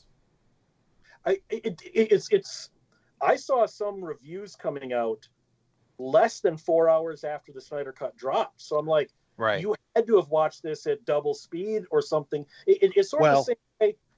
I was at a used DVD store the other day, and they had like 3 used copies of a movie that just came out the day before. And you go, how? Why? Yeah. Did they buy it, watch it, and then immediately sell it? There were screeners that were sent out for the Snyder Cut, I think either Saturday or Sunday. A lot of the YouTube hacks got them, yeah. Yeah, and then so I got sent a some sort of HBO show, like, hey, watch all of this HBO show, and I'm just like, okay, where did this come from? And then I followed it up, and I wrote to the people that sent me this email, and I was just like, yeah, I want to request a copy of the Snyder Cut. And they wrote back, and they're just like, okay, who are you? What is this? I'm like, here I am. You know, the list, people. I'm a fucking, big star here. You don't know who I am? Yeah, whatever. And then they actually wrote back, and they said, okay, yeah, well, we're having troubles, an issue generating them. And I was like, okay, by that you mean watermarking them. So yeah. I ended up getting this last night, I think it was. So, but then like literally it was like 20 minutes after I got the email, which had this many instructions on how to use this authorization thing that they had. Like, oh, I had that one. Oh my God. That it was just, okay, you have to go through this and then authorize your email, and then you can only watch it on this, and you can't pause it. Right. And if we detect any kind of screen grabbing, it'll immediately, and it's like, okay, this is the one I was doing was for that one that Joe Bob Briggs is in that was on Shudder. What was it called? That really bad comedy. Is it called I Hate Gays or I Hate Trans People, or which Joe Bob Briggs was it? Joe Bob is a god, you infidel. But sure. See, there we go. See, look at that. Red Letter Media, Joe Bob Briggs. See? Different strokes for different folks. Different strokes for different folks. No, but no, Mike, I know what you mean. Some of these things are so ridiculous, the authentication, that it's literally not worth it to just wait until it actually comes out, Can you imagine watching the Snyder Cut, not being able to pause it? Yeah. Oh my God. What did I miss when I peed? I paused it like 4 or 5 times. I can't imagine having to sit in one place and only watch it one way. Can't imagine sitting at my computer and watching it for 4 hours, because undoubtedly you wouldn't be able to even watch it anywhere else anyways. I stopped it at one point, just literally turned the video off, went and made something to eat, and came back. Yeah.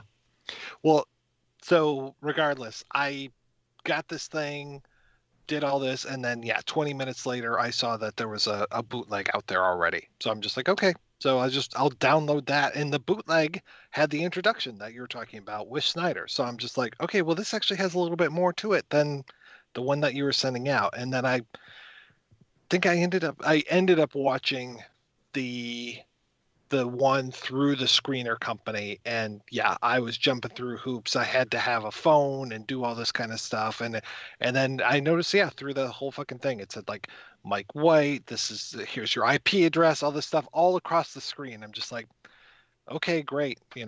Maybe you could put that over on the side since you're only using a fucking 4:3 ratio. No, then you could edit that out and you could Yeah. upload it to YouTube. Oh, I remembered, it was Scare Package was the Shudder movie that I had to jump through hoops for, and I just said fuck it, and I did just what you did. I just went to the bootleg sites and I found it there. Yep. It's like, it's just way easier. Well, let's not kid ourselves. It's not like HBO Max did itself any favors by accidentally leaking the Snyder Cut a week before it came out, by putting it hour. by accidentally making it what people saw when they streamed Tom and Jerry. Right. Yeah, to Josh's point, it was just the first hour, I think. Yeah. I think you mean half of a normal movie's length? 1/4 of this one's length. Yeah. Most people would be pretty pissed if it was their movie because that's half the movie. This time it's like, you still got 3 hours, you'll be fine. Yeah. You haven't even met the Flash yet. I actually saw something online, and I don't know if this is just, conspiracy nonsense, but there's some people that said that screw up might have been on purpose to generate all of to generate all the headlines that. Oh God. Because they're like, that seems like a huge screw up to make, and nobody gives a shit about Tom and Jerry anyway. So there are theories that HBO did this on. I mean, it's not unheard of. Remember, I don't know, this is maybe 5-6 years ago when the final season of Dexter was coming out. The first 4 episodes leaked in perfect quality a week early, and it turned out that Showtime actually are the ones who uploaded those as a way to generate publicity. So it's not unheard of that HBO did this on purpose with the Tom and Jerry thing. As we near the end of this podcast, and I know we're nearing the end because I know Mike's getting us there. Do we think this is going to become how we watch these big movies moving forward? I know HBO is going to continue to release things on their streaming platform. I know that they're going to do Matrix and Dune and watch it the same day it's in theaters. But does this take away from it being a movie watching event by having to watch it at home on your own TV? Or is this still a big deal? Because, I saw more people talking about this movie today on Facebook and Twitter than I have seen people talking about anything during the pandemic. Like any other movies or anything else other than Tiger King. People were like Justice League Day and Justice League, and even people like myself who were watching it because I had to, not because I wanted to. Like Father Malone was watching it. People like Jess Byard of the Scary Stories We Tell podcast. Her and I were FaceTiming early on when I was watching it, and she was watching it just because it came out today and there was a lot of talk about it. Right. Is this kind of the new normal? Because I kind of think it might be. I think it depends on the project. Like for me, if it's something like a Fast and the Furious movie, I can watch that on my TV. I don't need to see that in the theater. Kong versus Godzilla, I would much rather see that in the theater. Dune, I would much rather see that in the theater. So I think it depends. If you're watching a comedy, if you're watching a romance, or just like a drama, no, I think that's just fine to watch on your TV. If you're watching an action movie or a sci-fi, like Hulu just released Boss Level, that was fun on the TV. I think that could have been pretty fun in the theater, though, too. It's full of explosions and fights and all this. Well, hey, I figure Zack Snyder's Justice League was made for my old tube television because it's 4:3, which is exactly the ratio that TV used to be. Your CRT TV. Yes. You gotta watch it on I mean, look, Chris Nolan may not want his movies to be watched on a Game Boy Advance, but this movie's already in 4:3, so it's already set up for it. Or not even a Game Boy Advance, a Game Boy Color. There you go. 4:3 all day, baby. Put that 4-hour movie on a fucking Game Boy cart and let's fire that bad boy up. You're going to love your 32 lines of resolution, baby. I might watch this again once I can get subtitles for it, because some of Dune Desaad and Steppenwolf's lines were pitched so low that I'm just like, I don't think Barry White could make out what they're trying to say because it was just like Oh, when I was the amount of post-production processing on their voices was insane. On top of them was Batman was also real bad.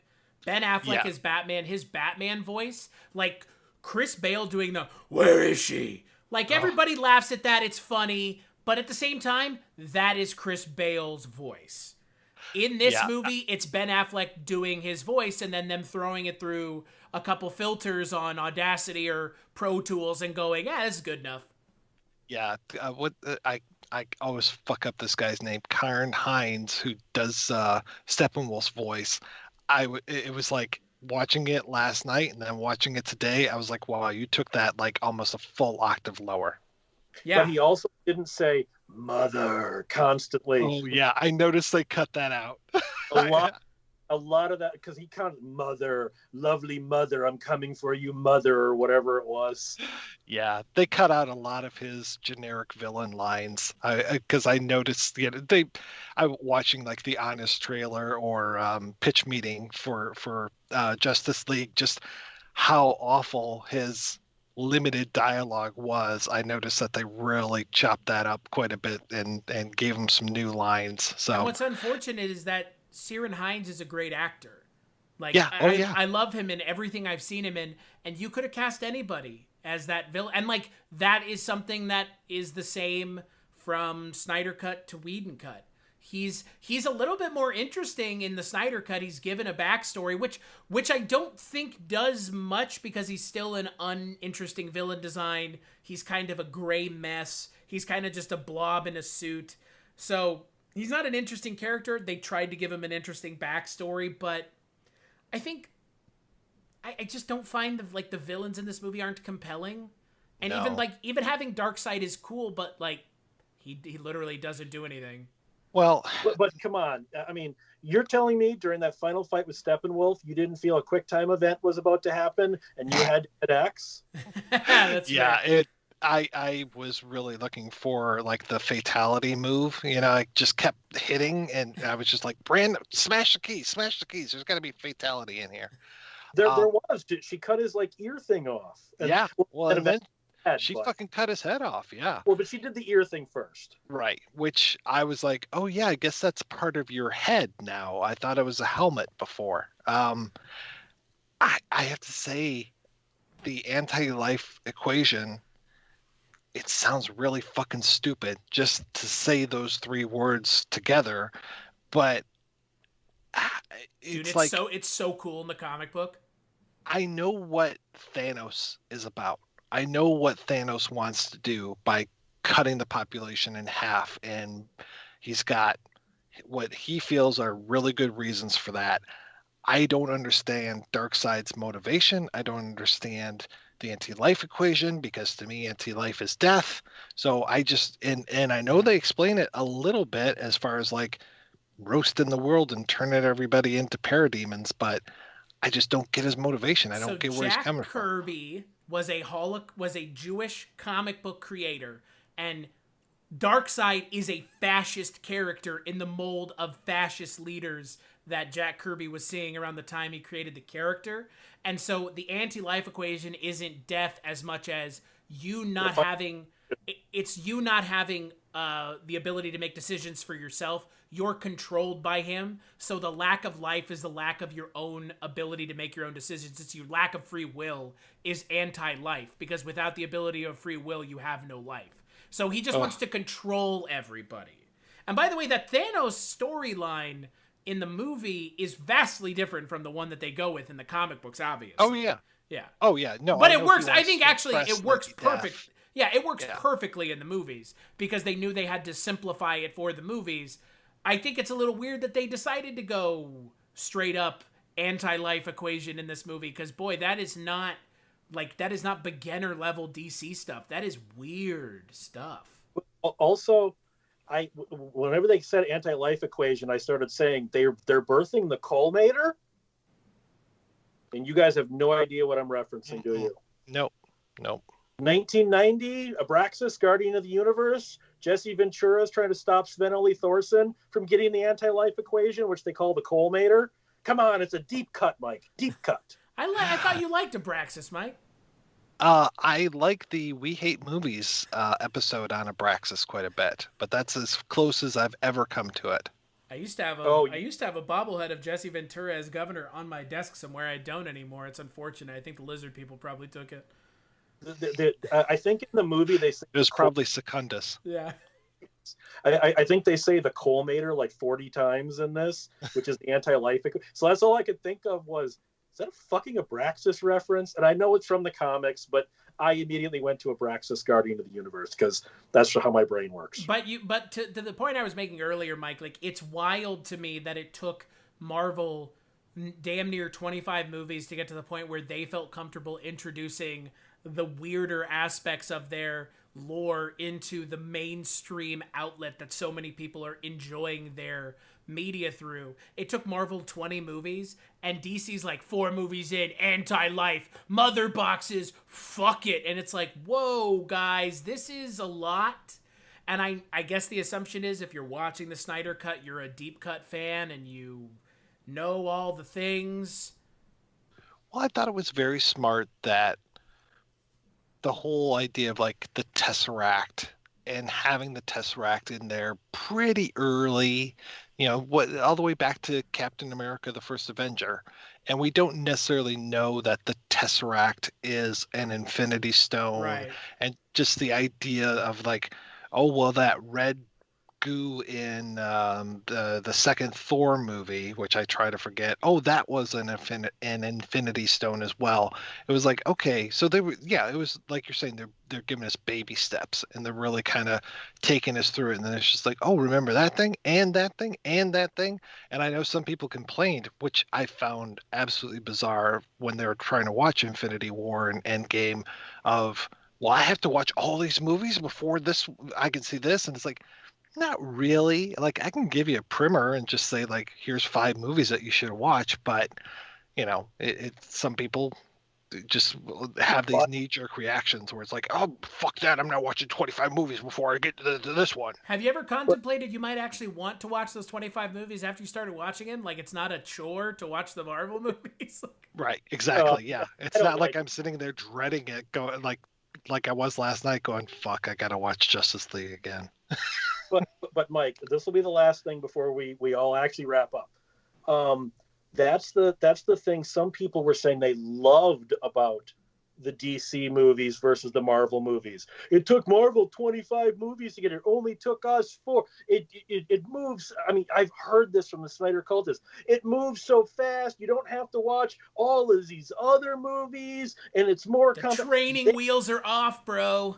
Yeah, to them, that's a selling point, Mike. That's part of the problem we're having here. I think it's just tailored way too specifically towards a niche group of people, and you really run the risk of alienating everybody else. Yep. And that's I think the biggest thing we should end this on is a question we 3 of us should answer.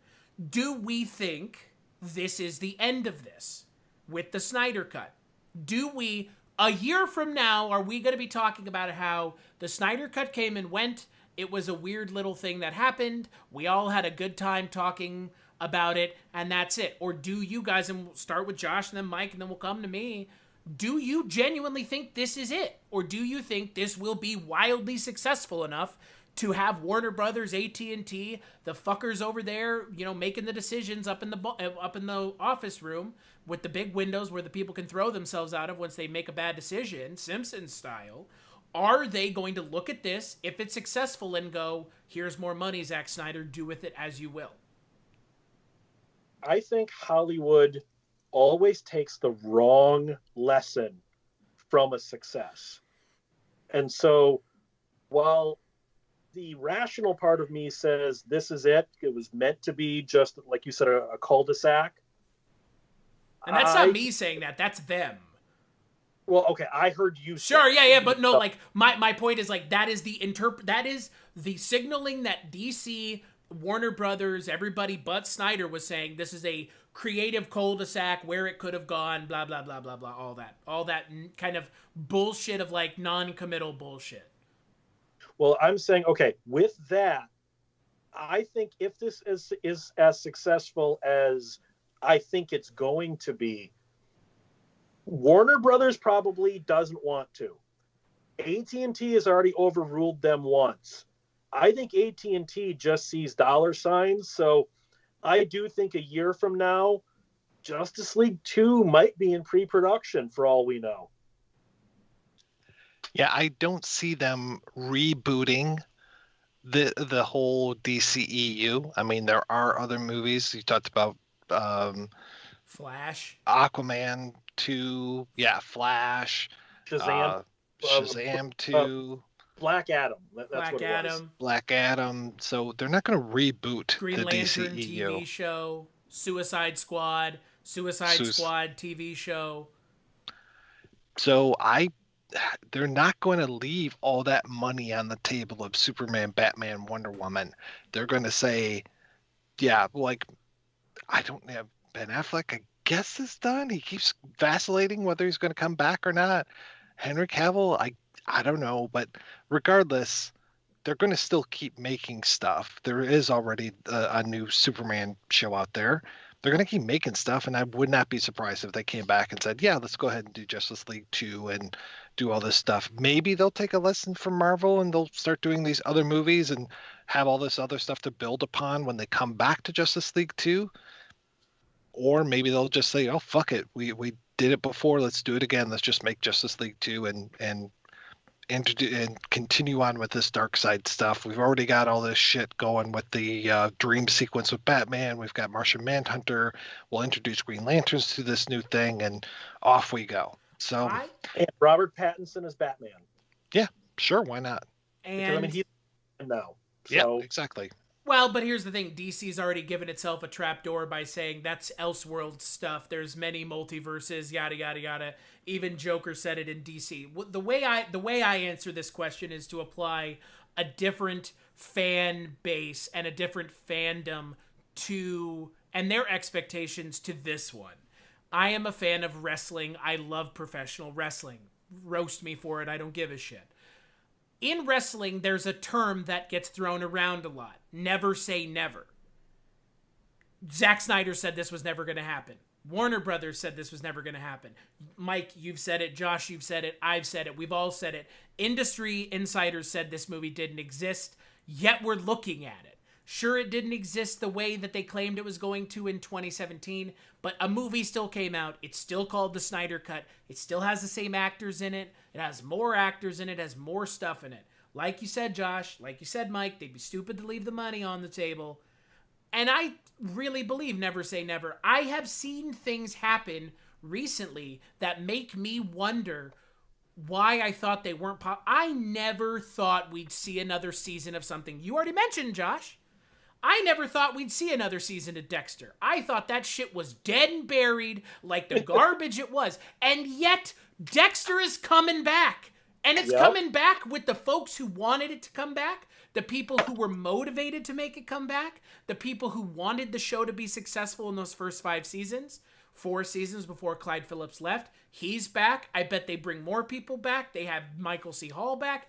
And yet, I didn't believe that was going to happen. I didn't believe for the longest time that Star Wars films were going to happen. And yet they happened. You know what? I honestly, I know that Snyder has his problems. I know that Zack Snyder is not the kind of person that understands nuance or subtlety, and he doesn't seem to have a very good focus or understanding of who he is in the industry he works in. I think he thinks way too highly of himself versus what the industry thinks of him outside of the guy who makes the money. So I think we would be stupid to think, and we're obviously not stupid because we don't think this way, that this is the end. I think this is the beginning. Don't pigeonhole me. I can be stupid. Well, look, you're not stupid because you realize the financial ramifications of not doing another one of these movies. Everybody's locked up, at least the people that are still locked up, which is more of us than not. And this is the newest thing that we can watch, and so many of us watched it because it was the only thing to watch, or it was just something to do on a Thursday night. Or whatever. People were watching The fucking Irishman. I mean, holy shit. It's like people don't watch 4-hour movies. And that movie had what? Al Pacino and Robert De Niro and Joe Pesci. It didn't have fucking Superman and Batman and Wonder Woman in it. This is so much more approachable to the general audience, like watching public, that I genuinely think this is the best thing that's ever going to have happened to the DCEU. I honest to God believe that. I think this is going to be the moment where we all look at the DCEU and go, oops, they're about to pummel the shit out of us with all these movies that people can't stop watching, and they're not going to be very good, but they're going to keep making them. Because I think this is going to, like you said, Josh, it's going to embolden them. Because of course it will. Yeah, I agree with that. And it's fucking insane. Well, we're talking about filmmaking, so insane kind of comes with the kind of base to this, isn't it? Yeah, 100%. There is part of me that still feels like this is a fever dream that we're actually talking about the Snyder Cut, because we joked about it for so long. Yeah, this was the longer version of Greed and the Magnificent Ambersons, all of these mythical things, or things that we know that we can't see. Yeah. I just, the last thing I want to say is, I think it's kind of sad that this movie is going to be to some people what The Other Side of the Wind was to people like Mike and I. Yeah. Because I'm just going to say the arrogant thing. Other Side of the Wind is a massively better film than anything Zack Snyder could ever touch. Yet these things are going to be equated. I think the only thing that could ever surprise me more is if Day the Clown Cried ever just escapes to the internet. Oh, I heard that if you watch Tom and Jerry right now, you can see the first hour of The Day the Clown Cried. You know what would be the thing I would be willing to say would be more surprising than this happening would be if Disney ever officially released, and Mike, you both know what I'm going to say. It would be if Disney ever officially released Song of the fucking South. That would be this level of insanity. I don't know. No, that's not what I was going to say. I thought it was the original cuts of Star Wars. Oh, well. I was going to say, if Charles Band ever fucking finishes The Primevals, I've been only looking forward to that movie for 40 fucking years. I mean, you could say the same thing about Star Wars too, but if Song of the South ever got a Disney endorsed release with an audio commentary with learned folks talking about the film, that's the best way to release that movie, for the record. Disney, do a good job and just fucking own up to it. But that's one of those things where I would have put Snyder Cut in that hallowed group of names of shit where I'm just like, I don't genuinely believe that this could ever be a thing. And we said it for years, Mike. You could go back and listen to the Culture Cast. I'm sure you could listen to the Projection Booth. I'm sure you could listen to your podcast as well, Josh. We all said the Snyder Cut is never gonna happen because it's not a thing. And yet we're sitting here right now wrong. And I feel like I have to eat my words because I know you guys, Josh didn't enjoy it. I have to eat my words a little bit because not only did I kind of enjoy it, I'm kind of glad it came out, because it proved me wrong. And frankly, it shows that the industry, as shitty as it is that they cow-tied to the fans, I still can't believe we watched this movie. I still can't believe we spent almost 4 hours talking about this movie. It's wild. It's a genuine insanity. It is 2020. It's in this last year in a nutshell. The fact that the Snyder Cut came out in 2021, was announced in 2020, at the beginning of a global pandemic, is just, boy, of course. Of course. I'm just glad it came out so the Snyder cultists can shut the fuck up. It was sort of, I don't mean to be picking on Henry Cavill, but remember when the last Mission Impossible movie was going to be coming out? Every fucking movie I went to go see had that trailer before it. I think I saw that trailer with him reloading his arms at least 15 times in the theater, and I just said, I just want this fucking movie to come out so the trailers stop. I agree. I think it's you're correct. It's over. This is over and done. The Snyder Cut is out. Now the post-mortem of what it does after the fact is the thing. But look, kudos to those people on the internet, because man, you yell into a void long enough, and I guess the void will eventually shout back at you. All the people on the internet you've had your orgasm, you've all come. Now you're either going to have to do the walk of shame with your panties around your ankles home, or you're going to have to lay in your own mess. That was a good way to bring it back to that whole having no respect for you in the morning thing. Well, I didn't do it on purpose. I used to write for Hustler, for God's sake. My mind goes there, okay? Chris, you want to bring us home? Yeah. Where does he doesn't know how to follow that. Where do we go from here? Yeah. So where can people find you, Mike? You can always find me over at the Projection Booth, which is available at Projection Booth Podcast, and where this episode will be released as an audio version here, and as well as your guys' feeds as well, I think. It'll be on mine as well. Well, I had to stop recording when my computer started kicking me in the balls, so I don't have a backup of this one. Well, I will be providing one to you. Yes. There are two people on this call that probably have 5 backups between the two of them. So okay, if you guys provide me with one, you can find it at 1201beyond.com, although that site's way out of date. But my YouTube channel, just look up Josh Hadley, or my shows on Anchor. Retrodrome is the only one we're doing right now. We just did an episode on the Body Chemistry franchise, which I offered to Mike, and he said, not on your life. That's what I usually say when you offer me stuff, though. Well, the next one we got coming up is Demons. I don't know if that's better. I haven't seen any of those either. Don't know. Demons is fun. There's actually 2, and then there's 9 unofficial ones. Oh, see. Yeah, no. You kill me with these things. Wait, this is coming from Mike White, the read your books to be on my podcast, man. Yeah, come on now. Hey, come on, Mike. Admit it. You liked the Killer Tomatoes one.